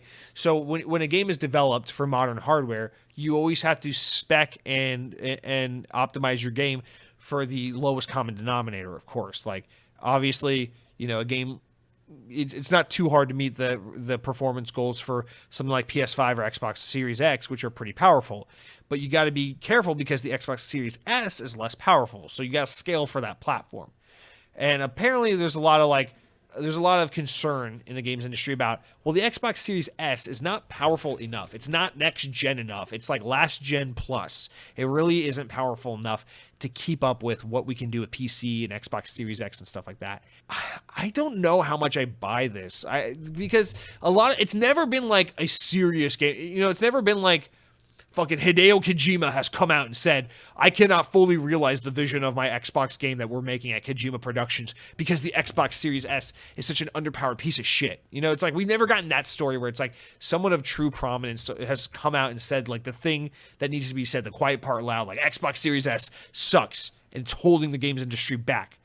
And it's this thing where it's like we've seen a couple times the murmurings. We've seen it in the 2 years that this platform has now been around. This console has now been around, where it's just like, is the Series S holding everything back? Is it underpowered? I don't know. It's hard for me to say. I'm not a tech guy because like the people who break this down, you see like the fucking what are they called? Digital Foundry type guys. They'll be like, no, the Series S is a really impressive little piece of kit and it fares well with the competition.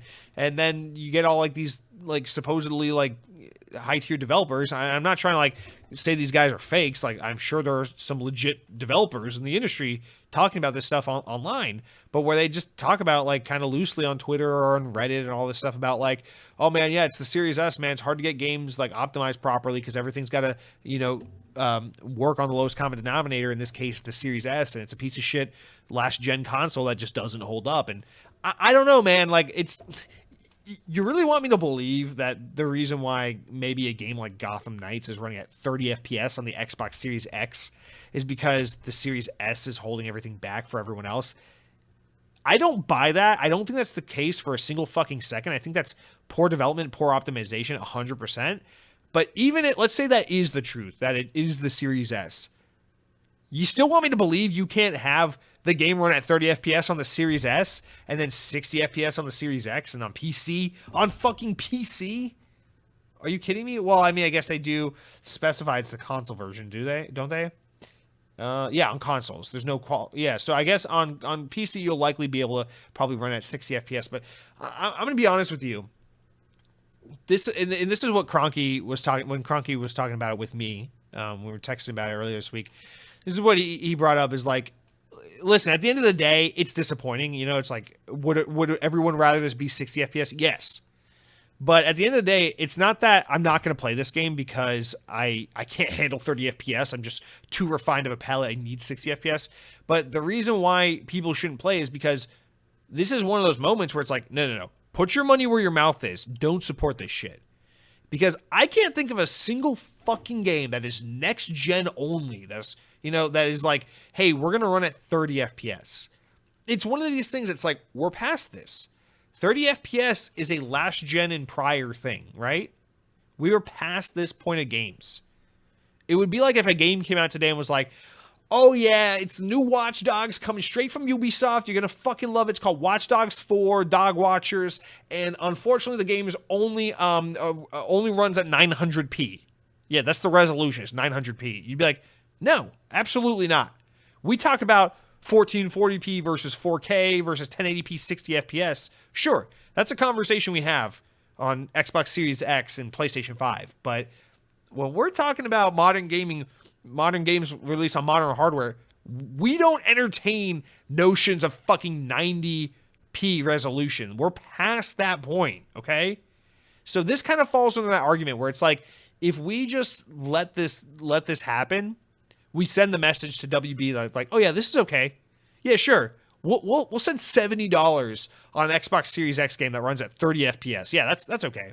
And like, I don't know, like, don't tell me that like, oh well, the guy, what's his fucking name, Marty, literally says in the quote, he's like, well, you know, it's a highly detailed open world that is up to 4-player co-op, whatever. It's like, yeah, but like, so is Halo Infinite. And yeah, I know that game's been in development hell. Actually, to my point, Halo Infinite has been in development hell forever. And even that game runs 4-player open world co-op 60 FPS. What's your excuse?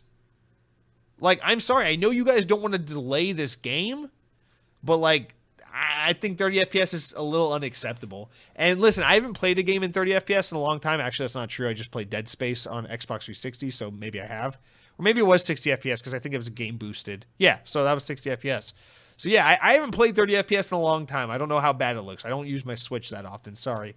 But Yeah, I think we've maybe gotten to the point where even though a lot of players might not be able to tell that, might not know the technical definition of like 30 frames per second versus 60 frames per second, I think a lot of people have probably played enough modern games to where they'll notice. They might not be able to put their finger on it, but they'll notice if they're playing a game and it's running at 30 FPS. They'll be like, why does it look so choppy? It might make the graphics look bad or something. It's like, why does it look choppy? It's like, because we don't do games at 30 FPS, okay? This isn't a fucking Martin Scorsese song where he makes movies, not songs, okay? We do 60 FPS in video games because we're soap operas, not movies, okay?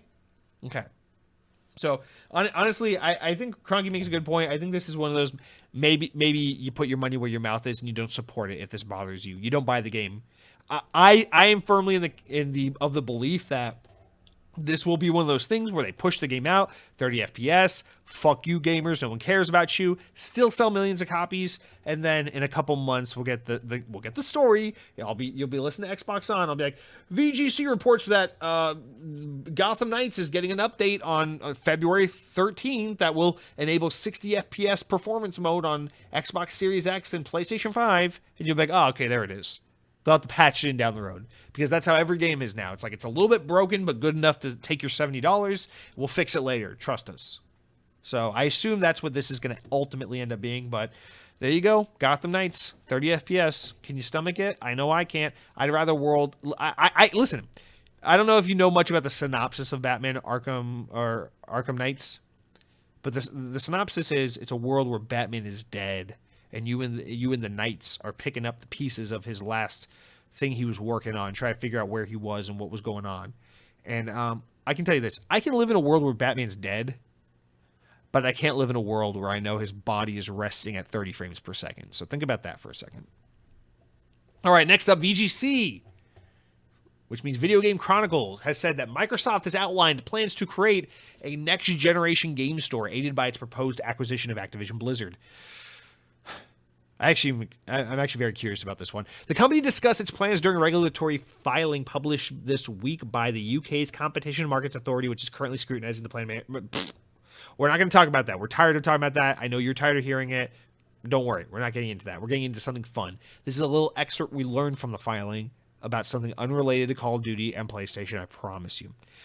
Quote, the transaction will improve. This is Microsoft's filing about how this transaction of buying Activision will improve various things for them in gaming, whatever. Quote, the transaction will improve Microsoft's ability to create next-generation game store, which operates across a range of devices, including mobile, as a result of the addition of Activision Blizzard's content, it said, as spotted by The Verge originally, but I didn't use The Verge, I used VGC. Anyway, building on Activision Blizzard's existing communities of gamers, Xbox will seek to scale the Xbox store to mobile, attracting gamers to a new Xbox mobile platform. Quote, shifting consumers away from the Google Play Store and Apple App Store on mobile devices will, however, require a major shift in consumer behavior. Microsoft hopes that by offering well-known and popular content, gamers will be more inclined to try something new, end quote. This is from the filing. Activision Blizzard recently said that was from the filing, not this part. This is the end, the cap of the article. Activision Blizzard recently said that its monthly active user base totaled 361 million players for a quarter ending in June 2022. Candy Crush maker King, owned by Activision, accounted for 240 million players, World of Warcraft and Studio Blizzard for 27 million players, and Call of Duty publisher Activision for 94 million. Keep that in check for a second, guys. We talk about the Overwatches, the Call of Duties, the big games. Call of Duty accounts for 94 million players, whereas King making fucking Candy Crush Saga and shit on your phone, playing that shit in the doctor's office waiting room, 240 million players worldwide. That is the power of mobile gaming, for better and for worse. All right, I am hyped about this story. I don't know what else to say. And it's for stupid, selfish, unrelated to video game reasons. But let me say two things. One, I welcome this change. I'm excited about it, and I hope it happens. I can't wait to give it a go. And two, I think this plan is going to fail catastrophically, and we'll be back to just regular downloading apps from the App Store just as soon as they're done basically implementing this change, if it ever even takes off and happens. So let me break it down. Basically what they're talking about Activision owns King, which is a mobile giant, Candy Crush guys. So we think of Activision, we think of Call of Duty immediately. You think a little further, like, well, they own Blizzard. That's World of Warcraft and Overwatch, right? Okay, yeah. But they also own King, which is a mobile game fucking behemoth. The biggest player in mobile games, if I'm not mistaken. And so what Microsoft is talking about is, in acquiring Activision, it's not just about Call of Duty. It's not just about keeping Call of Duty from PlayStation or Game Pass or whatever the shit you want to talk about that we've been talking about forever. It's also about all of the player base and that market that Activision currently captures with its various, divisions, whether it be Activision, Blizzard, or King. And about taking all that market, trying to merge it with our mobile efforts and our effort to put Game Pass and Xbox in a lot of places that aren't just your Xbox console. And trying to merge all these things into one so we can have our own services, our own platforms, and kind of control the stack a little more in our own territory. So basically what Microsoft is talking about is having an app that would be like their own storefront. Now, I'm curious to what. Obviously, this is early days. They're not actively probably developing this thing. This is probably like as soon as this deal is finalized, we want to get to work on this. I don't know how this works because listen, I was an iPhone user for many years until I switched to Android in a more full capacity about 2 years ago, and Apple's mantra is basically you can't do shit. If you make a cool app, we will crush you and replace you with our own proprietary thing.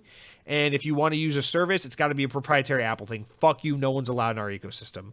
That's why everything is so polished and clean and professional on Apple, is because they control everything. Android is the exact opposite. Android is like, do whatever the fuck you want. I don't care. But one thing that Google owners of Android are actually kind of stingy on, a little bit Apple-like about, is mobile storefronts. Listen, the Google Play Store, the Apple App Store, this is like the bread and butter for money, for revenue made on these platforms, on these mobile OS platforms. People buy apps, they spend money in apps, and Google and Apple get a rip of every fucking purchase made. You buy Fortnite bucks in the Fortnite app on your Android device, and Google gets a kickback of that. This was part of the whole reason for that epic Apple lawsuit last year. So here's the thing: is Google is really stingy. They don't like it, but they'll allow it because Google and Android's whole thing is like customization, whatever. Anyone can do whatever with this open source platform, basically whatever. So like there are some third party app ecosystems on Android. I know for a fact, like for one, the most prominent example probably is Samsung has one. Obviously, Samsung is the most prominent maker of Android devices. Samsung has an app store. If you buy a Samsung Android device, you will notice it comes with the Samsung App Store pre-installed along with the Google Play Store. So I've used it. It's good. Samsung's App Store is decent. It's just one of those things where it's like Google as your default search engine, or like Chrome as your default search or web browser. It's one of those things where it's like it's so prominent and pervasive that like no one wants to venture outside and try something else, because why should they? There's nothing wrong with the one that everyone already uses. And so it is this thing of like, on Android, sure, Xbox can create some kind of Xbox storefront that includes all the Game Pass shit, plus all the King games, Candy Crush. People love Candy Crush. Plus it includes, Call of Duty Mobile and Diablo Immortal and all this shit in this one app store that you can download on iOS or Android. First of all, I don't know how you get that on iOS, because Apple will never allow this. They'll allow you to put an app on there maybe that like redirects you to other things and things in the Apple App Store, but they'll never let Microsoft build their own app store on Apple's platform. I don't know. Maybe they can work out a deal where Apple gets a significant amount of the profits and proceeds from this app store. Maybe they'll allow it, but I can never see a world really where Apple is gonna like openly agree to let this happen. So I really don't know what their plan is for iOS and for Apple devices. That's the first part. Second part is Android. I think Google will absolutely let this happen. They let Samsung do it. They let other partners do it. But I think this will bomb and fail spectacularly. Because at the end of the day, the weird thing is this has such Windows Phone, Windows 8, Steve Ballmer era Microsoft DNA, and like it just has that kind of fingerprint all over this kind of idea or notion. And listen, I love it. I miss Windows Phone. I miss having the full Microsoft stack. If I could get a Windows Store app on my Surface Duo device, make my Surface Duo feel even more like a Microsoft product and less like an Android device, I'm all for it. I love it. I love it. I love it. But at the end of the day, you gotta think about like all the fucking generic Joe Schmoes playing Candy Crush on their iPhones and Galaxy phones and shit, and how much they don't give a fuck about Xbox. They don't give a fuck about Microsoft. They don't think about who owns Candy Crush. Oh, King, that's Activision Blizzard. That's the Call of Duty guys. Oh, wait, they got acquired by Microsoft. That's the Xbox guys. They're not thinking about that shit. They don't care about that shit. So I think it's going to be insanely hard to get that massive. Remember, that's the big chunk of this audience. To get that portion of the audience in the habit of and in the mood to want to use an Xbox separate app store experience on their mobile device. Good fucking luck. Maybe you can get the Diablo Immortal people to do that. Maybe you can get the Call of Duty mobile people to do that. You can certainly get the Xbox users who like Game Pass and xCloud and all that shit in there. No doubt. But remember, the majority of this user base that Xbox is talking about tapping into once they acquire Activision is the 240 million people that play King games, that play Candy Crush. And those motherfuckers don't give a shit that there's an Xbox app store available. So I think this is going to fail without a doubt if they pursue it. I think it's a really cool idea, and I can't wait to use it for the 3 months it exists before it's gone. And I'm just, right. What else is there to say? Just start looking around the graveyard. We see there's Zune, there's Groove Music, there's Mixer. Okay, there's Windows Phone. Where do we want to put this, huh? Where do we want to put this Xbox App Store for iOS and Android? Where do we have room for it? Because this is not going to happen. This is not going to take off. And I hate being so certain and negative about it because I want it to happen and I want to use and experience this, but it's not going to happen. I'm just telling you right now. But again, as we cap off, it is from filing reports, so it doesn't necessarily mean like we fully believe in this. It could just be like a way of saying like, hey, here are some ideas we've thrown around to show you intentions, maybe to strengthen their argument of how their proposed acquisition of Activision has to do a lot more with just so many broad things Activision has access to and not just Call of Duty and PlayStation and Game Pass. So it could just be a way to try and strengthen their argument. So they're just throwing in ideas that have been floated around, nothing that they're actually seriously investigating. That is another, way to look at it. So, all right, let's move on to, man, we got a lot of stories. We'll move a little faster because we still have like 4 stories. It's a busy week. Lots of good shit happening, okay, gamers? And this one probably should have been like stories of mild amusement. But Windows Central reports that Fallout, the legendary RPG series from Bethesda and ZeniMax, the studio working on Starfield, blah, blah, blah, blah, not currently working on Fallout, right? We all know they're working on Elder Scrolls and Starfield. But we know Todd Howard has said that eventually the plan is to get back to Fallout at some point, but they make their games one at a time, which means we're many, many, many years away from the next Fallout game, proper Fallout game. Well, Obsidian Entertainment, Xbox team known for Outer Worlds, Grounded, etc., they actually built Fallout New Vegas. I'm sure many of you know this. Beloved Fallout game, possibly the most loved Fallout game from, what was that, 2009? Widely regarded as one of the best in the franchise. Obsidian, well, obviously fans have been waiting for years, hoping that Obsidian may take the chance to work on a Fallout game again. Now that Xbox kind of owns the stack, they have Bethesda, they have Obsidian, all the Fallout IP. Maybe now they can make all the things come together, and Obsidian can make another Fallout New Vegas game. Well, during Fallout's 25th anniversary celebration, Obsidian joked on Twitter that their plate was too full to work on the franchise in response to all the petitioning and fan outcry. However, in an interview with DualShockers, some new hope was injected into the desire of the fans. Studio head of Obsidian, Fergus Urquhart. God damn, can't you guys just name like John Smith or something? Fergus Urquhart offered some clarification on Obsidian's stance regarding Fallout, emphasizing that they'd love to make another Fallout game. The catch is they would need the lineup. They would need to line up with Bethesda's desires, developmental timelines, and other logistics. Saying, quote, "Of course, if I ever got the opportunity to make another Fallout game, we'd love to do it. There's not even a question whether or not we'd want to do it. It's just, will the opportunity arise? I've hung around at Interplay for probably an extra year because I wanted to work on Fallout more. I love Fallout, and of course, Interplay.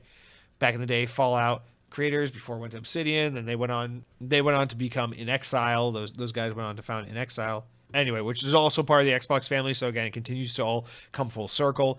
And finishing out the quote, he says, "At some point, we'll start looking into those next games and what they're going to be. I wouldn't be surprised if Fallout is not on that list. If we were to do Fallout, it has to be with what Bethesda is doing, where Fallout is a lot of things. But I would always personally say my hope is that before I ride off into the sunset, I'd love to make another Fallout game." So anyway, I think that really solidifies everything fans want to hear, right? It's that, hey, we want to do Fallout. We love Fallout. We're not done with Fallout. However, you got to keep in mind, Xbox acquired us right at a time where we were going gung-ho into, like, these other non-Fallout projects. They're, like, Fallout adjacent, but not Fallout because we don't have access to that IP. So we're making Outer Worlds 2, Avowed, all these other fucking games. We got even little smaller projects like Grounded and Pentiment on the way, all this shit, right? But now they're owned by Xbox, and Xbox also just bought Bethesda, and that changes everything. But you look at Bethesda, and their slate is like wrapping up Starfield over the next year, plus then moving on to Elder Scrolls 6, and then Fallout down the road. And the thing is, once Obsidian is caught up with their slate of games, once Bethesda's caught up, with Elder Scrolls and everything, maybe they'll both be at a place where it's like, hey, maybe we can team up and work on this next Fallout game together. And I think that's a serious possibility. I think there is a serious possibility that the next Fallout game is made by Obsidian or made in partnership with Obsidian. But the thing is, regardless of whether or not that's true, I think the next Fallout game is very far away because both Obsidian and Bethesda have their plates very, very full. So even though, I think maybe if Microsoft, in a world where Microsoft had bought Obsidian after they bought Bethesda, right? The timeline was switched and they bought Bethesda and then 2 years or 3 years later bought Obsidian. Maybe then the slate would look differently and they'd be able to be like, we bought Obsidian and we're throwing them on a new Fallout game. They're hard at work on a new Fallout game. And that would be an alternate universe where maybe we don't get Outer Wilds 2 or maybe for sure we don't get Avowed. I don't know. But because of the way things went with the acquisition and the original plans, we got basically Obsidian and Bethesda both on similar tracks where it's like we're both making Elder Scrolls for Elder Scrolls-like games with Avowed. And we got to get those things out the door and then the Outer Worlds 2 and all this shit before we can talk about Fallout. So I think it's cool. I think it's promising that there's potential that it's going to happen at some point. I just still think regardless of whether or not it's Obsidian or not, we're still many years away from the next Fallout. So promising, but not anything imminent, right? All right, next up, Electronic Arts has announced their next Sims game, which is codenamed Project Rene. Lindsay Pearson, VP of Franchise Creative at The Sims, introduced the game towards the end of the Sims product showcase, which took place this last Tuesday, revealing a brief look at some of the creation tools players will be able to use when they get their hands on the game, which is in early development at Maxis. Quote, "We're building the next-gen Sims game for a creative platform, reimagining The Sims you know and love and ways to play with them. It is said that the future of The Sims is built on the foundation of charming Sims, powerful tools, and meaningful stories. The game will let users play solo or collaboratively, and the same experience will be available across all devices, including mobile." And so I don't want to get into this too much because I'm sorry, I really just don't care about The Sims, and I want to keep the podcast going. But basically, they said the announcement is coinciding with the news that Sims 4 is going free to play, and that starting this week, players on console and PC can download the game for free. Tuesday's showcase also confirmed that 2 new Sims 4 expansion packs are coming next year in 2023. But here's like the real reason for it all, right? This new game they're working on, this Project Rene, whatever, is basically their way of saying like, hey, we want to do Sims, but we want to have it be like a live service cross progressional thing. Where they take Sims, it's like, sure, you can play it on your PC, you can play it on your Xbox, you can make your progress, but then you can also play it on your phone. You can take that experience with you mobile, on the go, and continue to work on your Sims universe and try to keep players more engaged, more invested in their Sims world. And so that's clearly what they're working on here. It's just, it's Sims, so it's like, I know it's a big game. I know there's a huge market for Sims, but I just have no enthusiasm or insight to inject into this conversation about Sims. But it looks like that's where they're going with what this news is all about. I think this is a kind of, in a world where everything is games as a service and every game is vying for all your fucking time, I think this is kind of an inevitable smart move to do with Sims. It makes me sad because, again, no one respects any human enough to be like, hey, thanks for playing our game for 10 hours. Now maybe go outside and breathe air. Every game is just like, oh, I see you're going to the bathroom. Do you want to maybe pull out the mobile app and check on your recharge progress? Oh, it's not recharging fast enough. Spend $5 in-game dollars to speed it up. And then when you come home on your Xbox, you can grind a dungeon again. It's like, okay, we get it. Every game wants me to fucking have a full-time job. But now Sims is after it. EA is after it with Sims. I think it's a smart thing to do. Sims is a very popular game with a wide audience.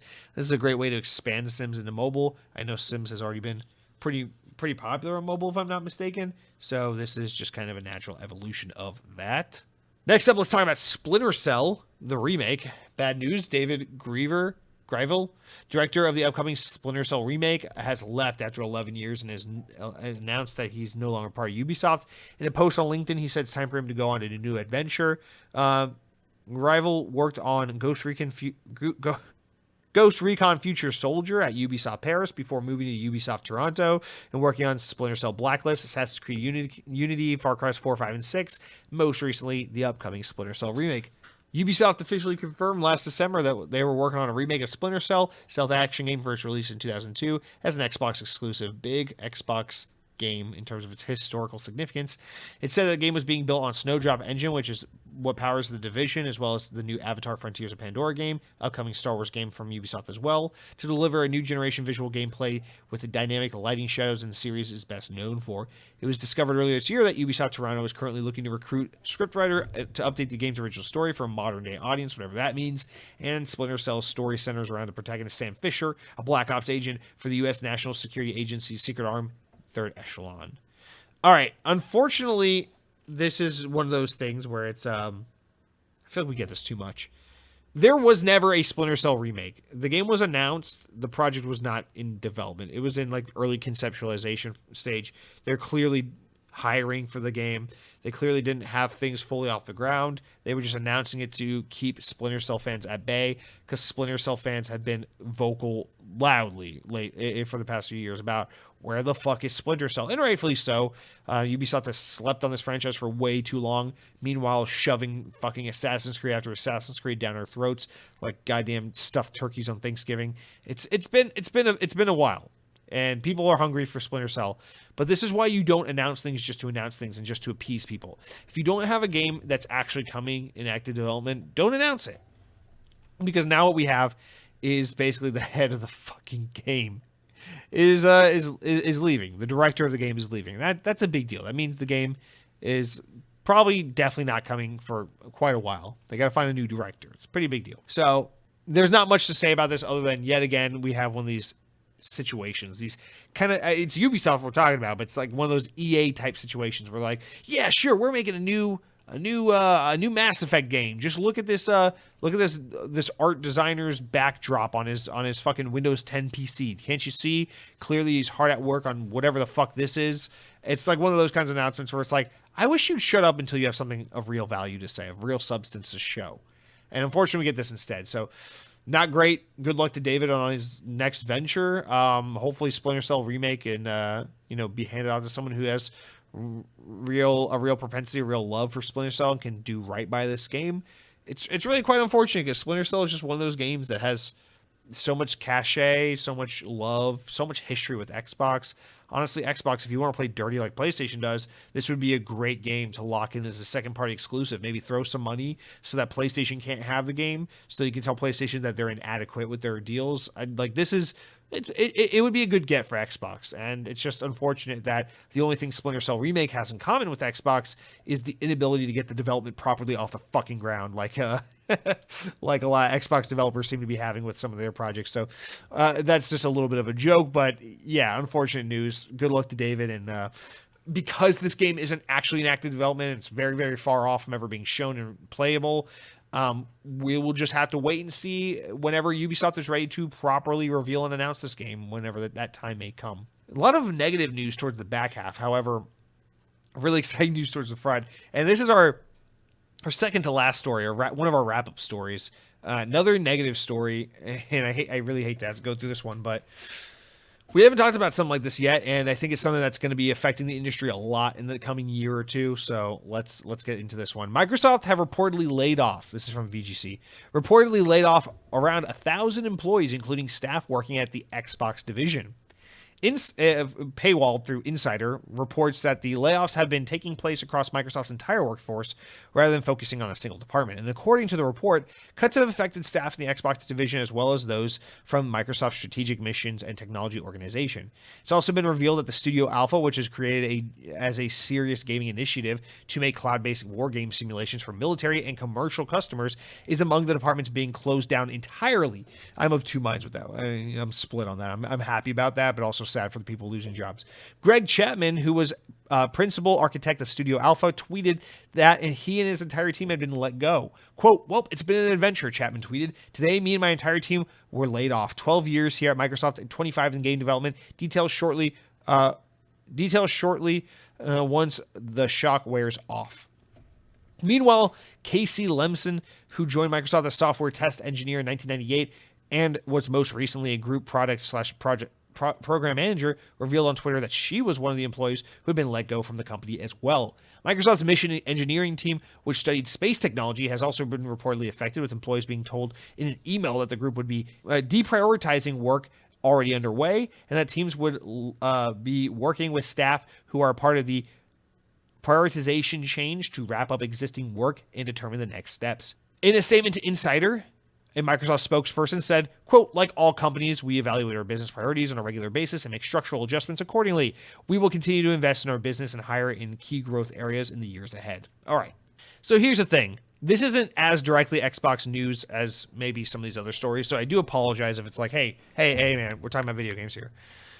But this is important, guys. The stories of how games are made and who makes them and what the conditions are like is part of gaming, whether, it's fun to talk about or not. Sometimes it is, sometimes it's sad, sometimes it's repetitive and annoying. But in this case, there's no denying we got an economic storm brewing. It's arguably already here. It's been here for a little bit.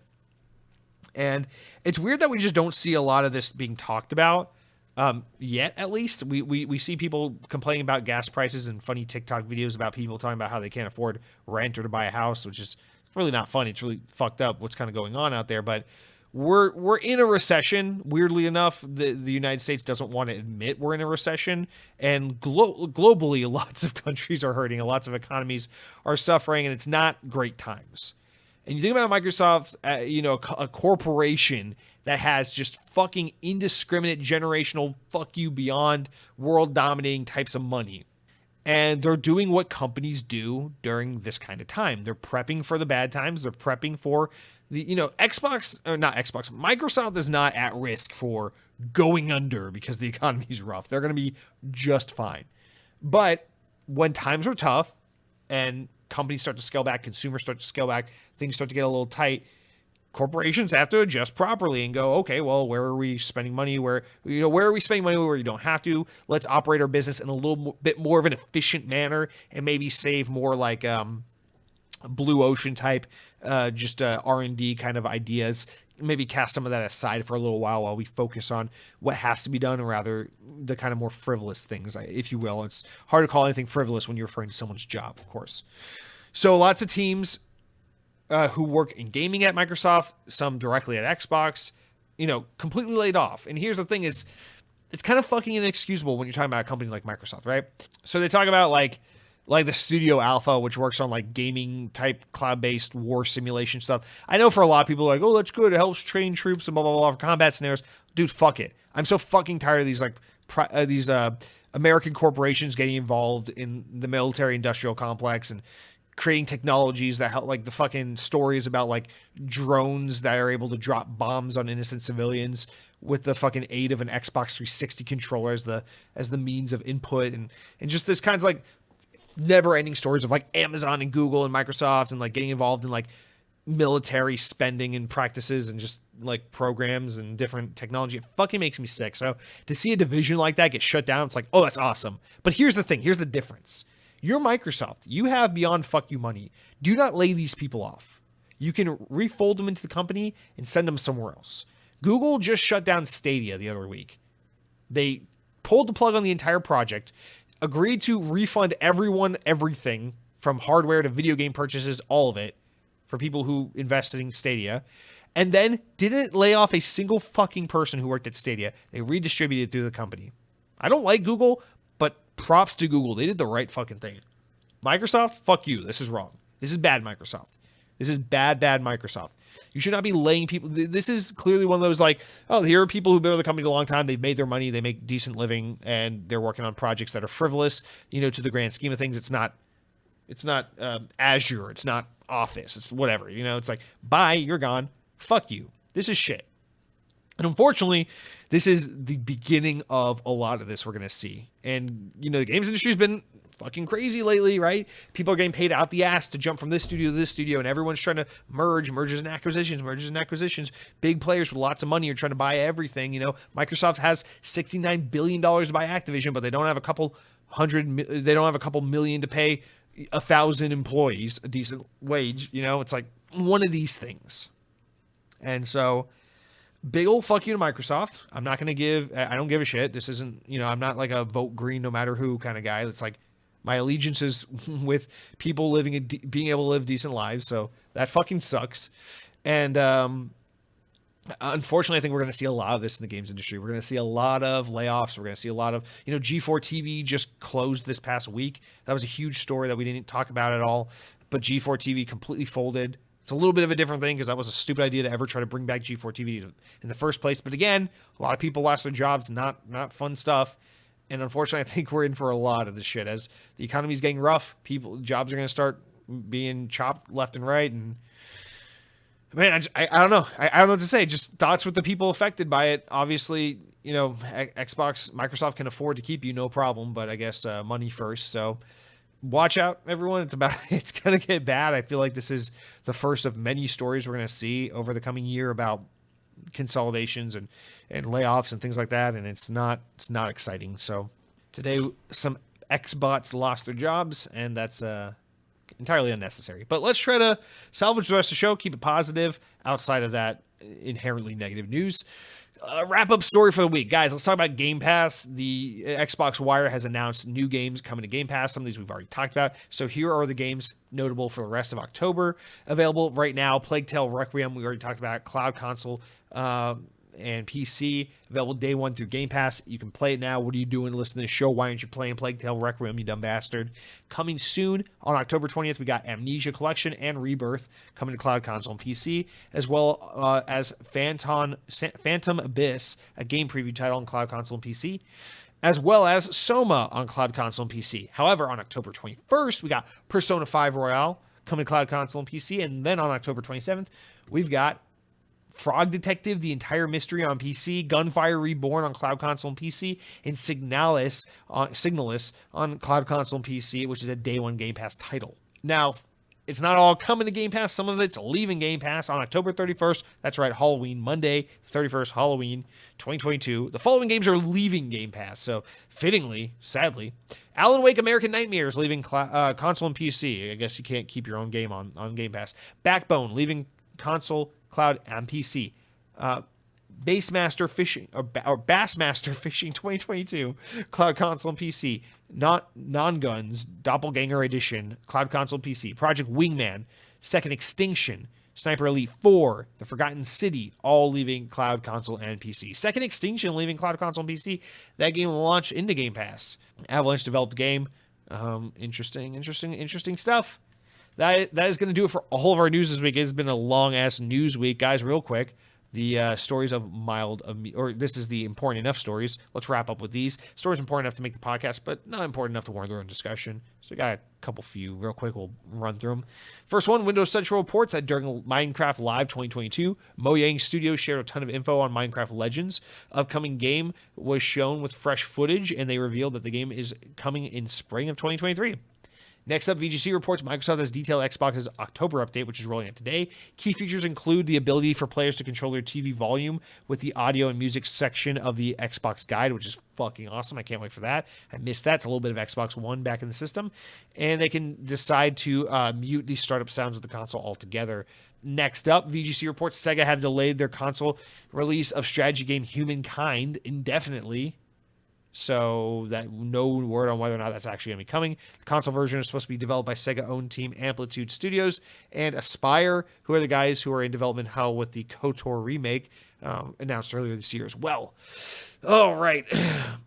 A few more. VGC has reported a leaked video has provided a brief look at Ubisoft's recently announced co-op shooter Project U, as well as new details on the game. The video in question is viewable online through Twitter right now and was created to welcome users to the game's first playtest. Ubisoft announced the game last month when they said the game explores a new concepts of sessions based on co-op shooters where many players unite to prevail against an overwhelming threat. Next up, Konami has announced that it is expanding their plans for NFTs and other Web3 services such as Metaverse because they fucking suck. One of the main aims for this is to create a new platform in which players can trade in-game NFTs. Whoa. Next up, VGC reports Electronic Arts has confirmed plans to close its online service for various games in the coming months. Old classics like Army of Two, 40th Day, Army of Two, Devil's Third, Cartel will cease operation online on October 20th, which is the day this podcast goes live. Rest in peace. Never played Devil's Cartel, but I love the first two Army of Two games. Online services for Mercenaries 2, Command & Conquer Red Alert 3, Command & Conquer 3, Tiberium Wars, and Kane's Wrath expansion on Xbox 360 will all be closed on November 9th. Those are literally all great games, by the way. Mercs 2, Red Alert 3, Command & Conquer, Kane's Wrath, all of that. All good games. So that's sad. All leaving Xbox 360. I had very fond memories of being in middle school when all of those games came out, playing them on Xbox 360. Those are very nostalgic titles for me. So knowing that all of those games are losing their online functionality in just a couple weeks, the same day Sonic Frontiers comes out, no less. That's a little bit of a tough one. I don't know. There's like, not like I would play those games online today anyway, but it's crazy to just think how fast the time goes by. I feel like those games came out 3 years ago. Wow. Online support will be shut down as well for Onrush on November 30th, which is weird. Mirror's Edge, NBA Jam on Fire Edition, and Gatling Gears and Shark 2 on January 19, 2023. I didn't know Mirror's Edge still had any leaderboards online or anything like that, but sad to see it go. Obviously, EA has a propensity for doing it, a reputation for doing this. Everyone does it, but EA is usually a little quicker to shut these things down than others.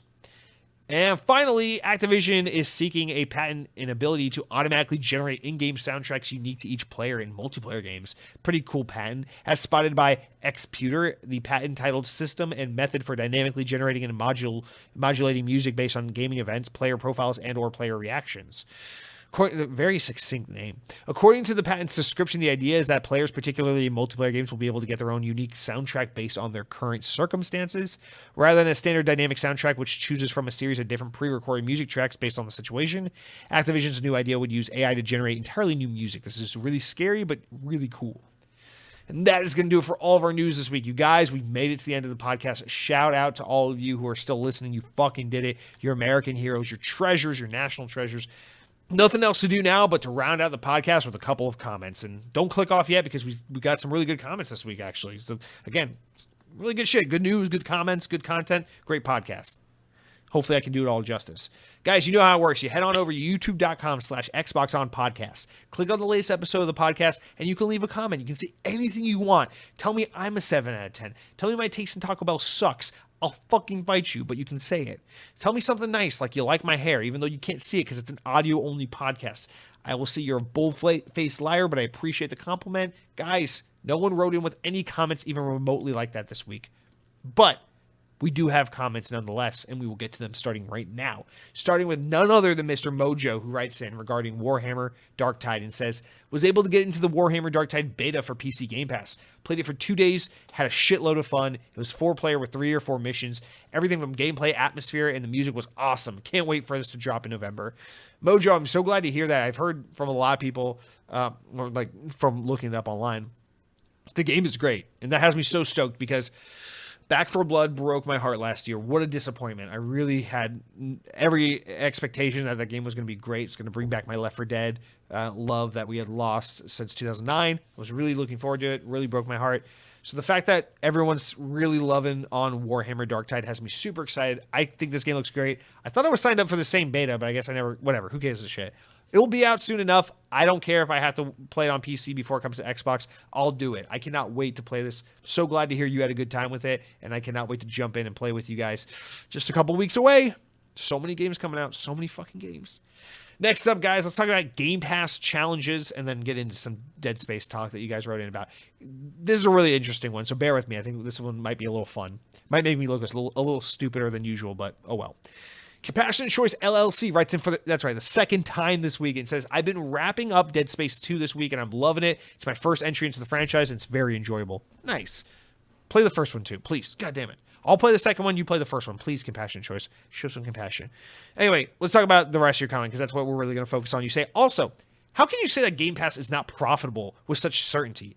Phil has said it is sustainable, which would make one think that it at least breaks even at worst.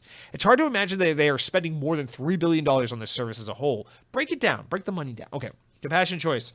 You've requested that I make myself look like an absolute moron, so here we go. I will do it. I believe with absolute certainty there is a 0% chance Game Pass is even a penny profitable. I fucking refuse to believe that for a single second. But let's try to break this down a little bit. So recently, actually this was last week, and I wish I had the article handy so I could further validate it, but some of that filing report basically showed with all the acquisition shit. Anyway, all those documents have been revealing lots of news stories. We've been talking about them ad nauseum. One of the things we learned recently is that apparently, on average, Microsoft is receiving about $8 a month per subscriber for Game Pass. Keep in mind, Game Pass is $10 a month, or if you have Game Pass Ultimate, it's $15 a month, right? But with all of the deals of convert your unused Xbox Live Gold to Game Pass Ultimate, and all the deals of the first month for just $1, or the deals of 3 months for just $1, whatever the fuck, with all the ways to hack and slash and deal and wheel and get around the system and work it, obviously, most people, when you average it out, are not paying $15 a month for Game Pass. There's some kind of deal. And so when you really do the math, what Microsoft reports internally is that, on average, Game Pass subscribers are paying about $8 per subscription. So you can't even do the simple X amount of subscribers times $15 a month because that's not even right. So let's take their numbers. We know last they reported there's about 25 million subscribers on Game Pass. And if they're paying on average $8, that means 25 million subscribers times $8 a subscription, about $200 million in revenue a year. That is just money generated from people being subscribed to Game Pass. That money is about $200 million a year, roughly. Okay. And then last week we learned that Xbox paid about $2.5 million for 6 months of exclusivity for Ark Survival on Game Pass. So let's just assume it's roughly double that for a full year of exclusivity. $5 million a year to have Ark Survival be exclusive on Game Pass. Now, that is a very rough number. That's almost definitely wrong, but it gives us a close enough approximation based on what the information we do have. So that is one game, one third-party game that's a smaller game. It's not a day one Game Pass. It is just a random game that has a popular following and is available in Game Pass. Right now, there are about 100 fucking games in Game Pass. Okay? Now, obviously, not every game in Game Pass costs Xbox $5 million to get access to for a year. Every game has different contracts, different agreements with different publishers and developers. It's all different, right? Some games cost way more money than others. Some games, we get a lot of little indie games that they probably paid a couple $100,000 here and there and things like that. So not all of these things are created equally. So I'm going to try to give you the most conservative estimate possible. This is really lowballing it, okay? So keep in mind, our revenue for Game Pass is $200 million a year. Now I'm going to say there's 100 games on Game Pass, and let's say on average Microsoft pays $250,000 to get a game into Game Pass. That's a super low conservative number, right? So 100 games on Game Pass times $250,000 per game equals $25 million is roughly what Xbox is paying to get about 100 games into Game Pass in a year. But that's not how it works. Because also you got to remember, the most core pillar, the biggest driving factor of what gets games into Game Pass is the first-party content. And guess what? Halo Infinite is reported as the most expensive game ever developed at an estimated development cost of $500 million. We don't know how accurate that is, but that's, of course, after marketing and everything and over the course of the 6 years of development. So I'm not saying that Halo Infinite cost $500 million to make in 1 year. But again, you got to remember, Game Pass means you take really expensive projects like Halo Infinite, which costs $500 million to make, and then you put it in your subscription service where people are paying an average of $8 a month to access it, and then almost no one buys the game at $60 because you're fucking putting it in Game Pass, not selling it a la carte for $60. And obviously we do know some of these games sell quite well. We've actually been pretty surprised to see how well Halo has sold despite being in Game Pass, how well Forza Horizon 5 has sold despite being in Game Pass, especially on markets like PC. So in all fairness, yes, they're making some money off Halo Infinite in sales, right? But for the most part, you think about a game like Halo Infinite probably had about a $500 million budget. Think about a game like Starfield, which comes to Game Pass next year, probably had about a $200 to $300 million budget for a game like Starfield. You eat that cost, and then you give that game included an $8 a month subscription to your players.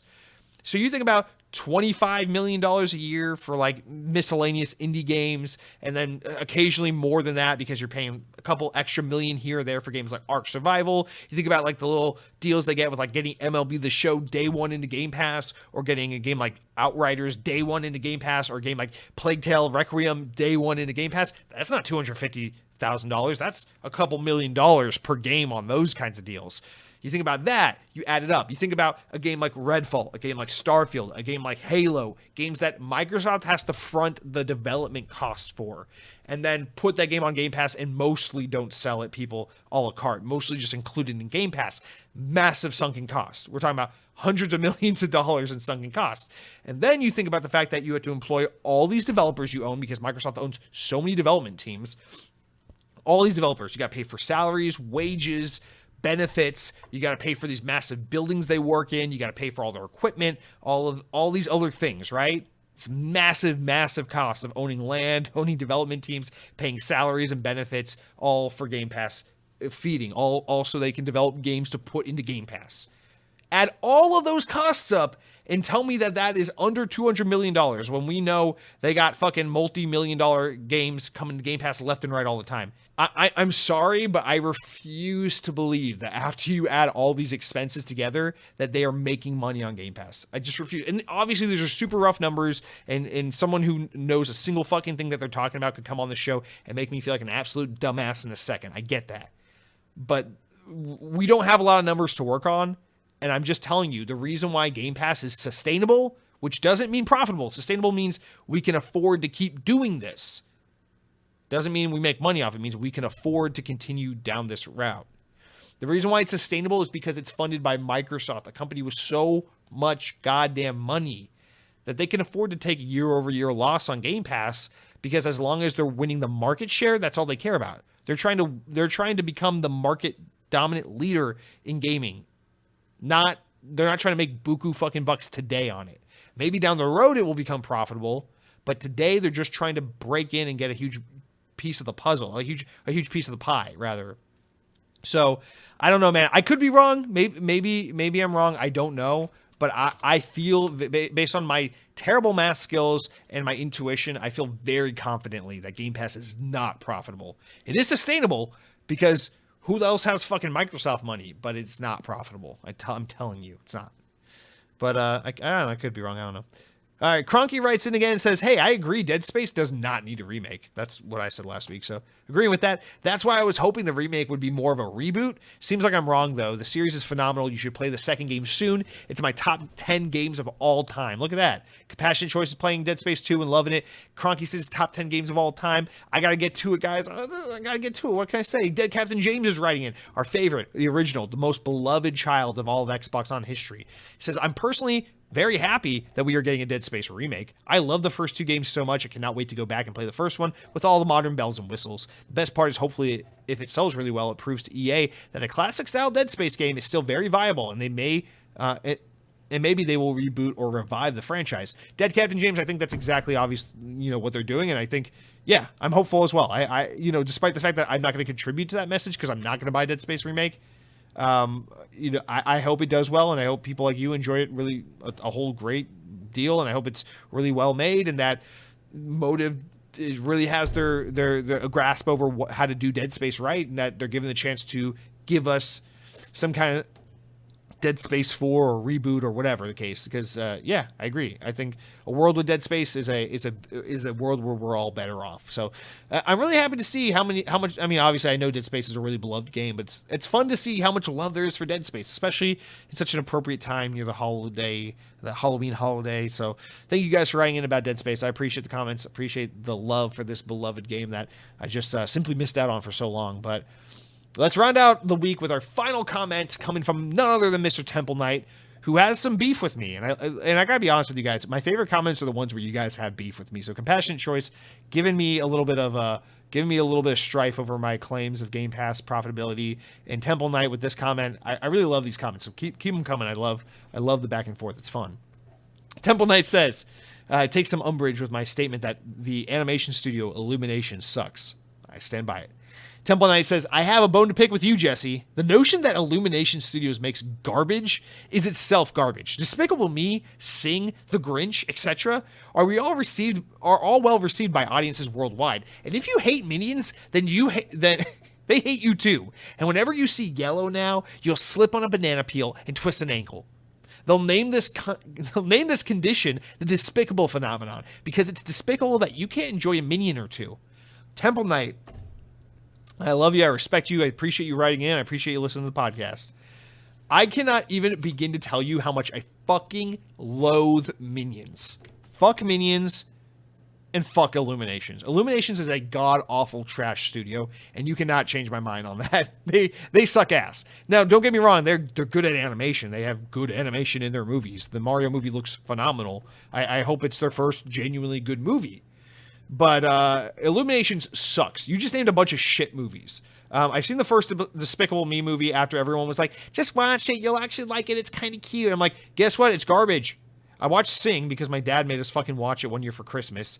I wish that was the Christmas I wasn't alive anymore going forward because it made me sad to watch Sing. It sucked. I wanted to cry. I didn't know an hour and 40 minutes could last an eternity. I want my time back. I want my livelihood back. I've never been the same since. I have a weird twitch and neck aching. It's all because of Sing. And I never watched The Grinch. Fair enough, but I'm sure it's shit. Here's the difference, man. I don't mean to be that guy. You guys know I'm a Disney guy. I don't mean to be that guy, but I'm going to be the stereotypical pretentious asshole for a second. Listen, I get it. Shrek 2's good. DreamWorks did okay with that. Whatever. For the most part, when it comes to American animation studios, there's really not much out there. There's Pixar, which are by far the kings. Pixar are well above and beyond everyone else, by far. And then there's some other good ones. Laika's really good. Of course, Disney's good, on and off. Disney, when they're bad, is like meh. When they're good, it's like, oh, pretty good. But Pixar is the god tier one. There's some other ones, and I don't mean to discredit some others, but when we're talking about the big dogs, the big players, DreamWorks mostly sucks. DreamWorks is weird because they can be good, but they mostly choose to suck. Illuminations, I don't know that they can be good. They suck. They fucking suck. And it's not because the animation looks bad or anything. It's because they make these lowbrow, stupid little fucking kid movies where they're like, I'm a dog and I'm lost in New York and I made friends with a guy that farted and he's voiced by Kevin Hart and we had to meet up with Dwayne Johnston to save my owner's apartment before the mean landlord poops in a garbage can. And everyone's like, oh, it's so cute. And then all the country of Brazil comes to visit Walt Disney World and they dress as minions and they trample me on my way to Space Mountain and I die and it's sad and it's over and that's how it works. And it's just not a good time. These are lowbrow, potty humor kids movies, and I have no problem with that existing. Listen, if people get enjoyment out of that, whether you're a kid or not, who am I to get in the way of that? Enjoy your movie. Enjoy your fucking movie. But I don't watch movies to watch someone be like, yo, pull my finger. Like I don't get anything out of that, okay? I understand it's like really pretentious to sit here and talk about studios that make kids movies or family movies, like some are art and some are garbage, but it's just objectively fact. What do you want me to tell you? Because I look over at Pixar, and Pixar is not making this like stupid poopy kiddie humor shit. I know a lot of Americans in particular can't like, and I'm not saying this is you, Temple Knight, because I'm not. If you like Illumination, seriously, good on you. The more things you can like in this world and not hate, the happier you'll be, and I envy you for it. But the fact that people can like not discern the fucking difference between like a movie like Finding Nemo and a movie like fucking Kung Fu Panda is just mind-boggling to me. It's like, listen, I get that they're both animated movies where animals talk, But like Finding Nemo is like a beautiful fucking movie, like an emotional movie. It has a brilliant score, it has beautiful animation, it has heart, it tells an actual story, it has like actual themes and ideas it explores, which can like make even a grown fucking person like stop and think for a second and appreciate life differently. And like Pixar makes like films. Like, sure, yeah, kids like them and they want to buy plush and t-shirts after they watch the movie, but like Pixar makes films. Like, my favorite movie of all time is Ratatouille, and you can laugh all you want because you've seen some whatever fucking Rosebud or some shit like that, and you told me that. But like, I don't know, like Ratatouille is a genuinely beautiful movie. You know, it's got its humor, it's fun for kids, absolutely, but it also like tells a really interesting story. It's like like an actual like commentary on criticism and how everyone is a critic, but at the end of the day, it's like about like the passion and the soul that drives the creative, and how people aren't given enough appreciation and respect for the effort they put into the things that drive them and fuel them creatively. It's like, that's a cool fucking idea for a movie that's supposed to get the 7-year-old Timmy and 40-year-old dad to the fucking movie theater together. That's cool, and they do it well every fucking time. But meanwhile, Despicable Me is like, here's the 75th Minions movie where the guy is gonna go poopy out of his bum, and then 75 little fucking Gen Z kids from TikTok are gonna show up to watch the movie, and everyone's gonna laugh at the meme. It's like, cool, you made money, that's awesome. You entertained audiences, that's cool. Glad people had a good time.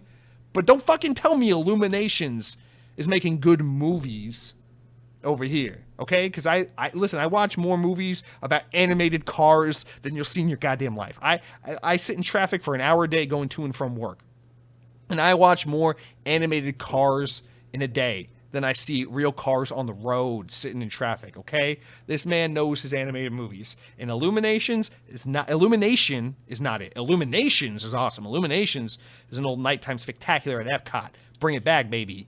All right, Temple Knight, thank you for your time. Sorry if I've offended you. Just know that I love you in other ways, but if you're going to sit here, try to act like minions, or fuck you. I love you, but fuck you. Also, try that double steak burrito from Taco Bell. It is damn good. It is genuinely damn good. All right, guys, that's gonna do it for our comments this week. That's gonna do it for our podcast this week. Remember, for next week, don't be shy. Reply. And as we round out a 2.5-hour episode of Xbox On, didn't intend for it to go that long, but we had a lot to talk about. I'd say it's time to come to a close. If anyone is here that has not been offended, personally attacked by me today, I just want to say thank you for making it this far into the podcast. Thank you for listening. Thank you for supporting. If you have the time, the propensity, the desire to do so, it would mean a lot to me if you would go to iTunes in particular, if you're an Apple user, or any podcast service. If you're not an Apple user, leave a 5-star review. If you leave anything less than a 5-star review, you can go fuck yourself. And if you are on YouTube, leave a like, subscribe. We're trying to hit 1,000 subscribers on YouTube. We're very close. We're at about 940 something. And leave a comment. I love to hear from you guys. I love engaging with you guys. It is genuinely my favorite part of Xbox On, so I'd appreciate any and all feedback possible. Just make sure it's positive, because I have a very, very, very thin ego, and it's easily bruised. So that's it for this week. I hope you guys have a wonderful week. Clearly, we have tons of great games to get to in the coming days. So whether you're playing Persona, Gotham Knights, Modern Warfare 2, New Tales from the Borderland, Plague Tale Requiem, I don't care. Have a great week. Enjoy your gaming. Spend some time with people you love. Enjoy some beautiful fall weather. Get ready for the spooky season. And be well. And until next week, power your goddamn dreams.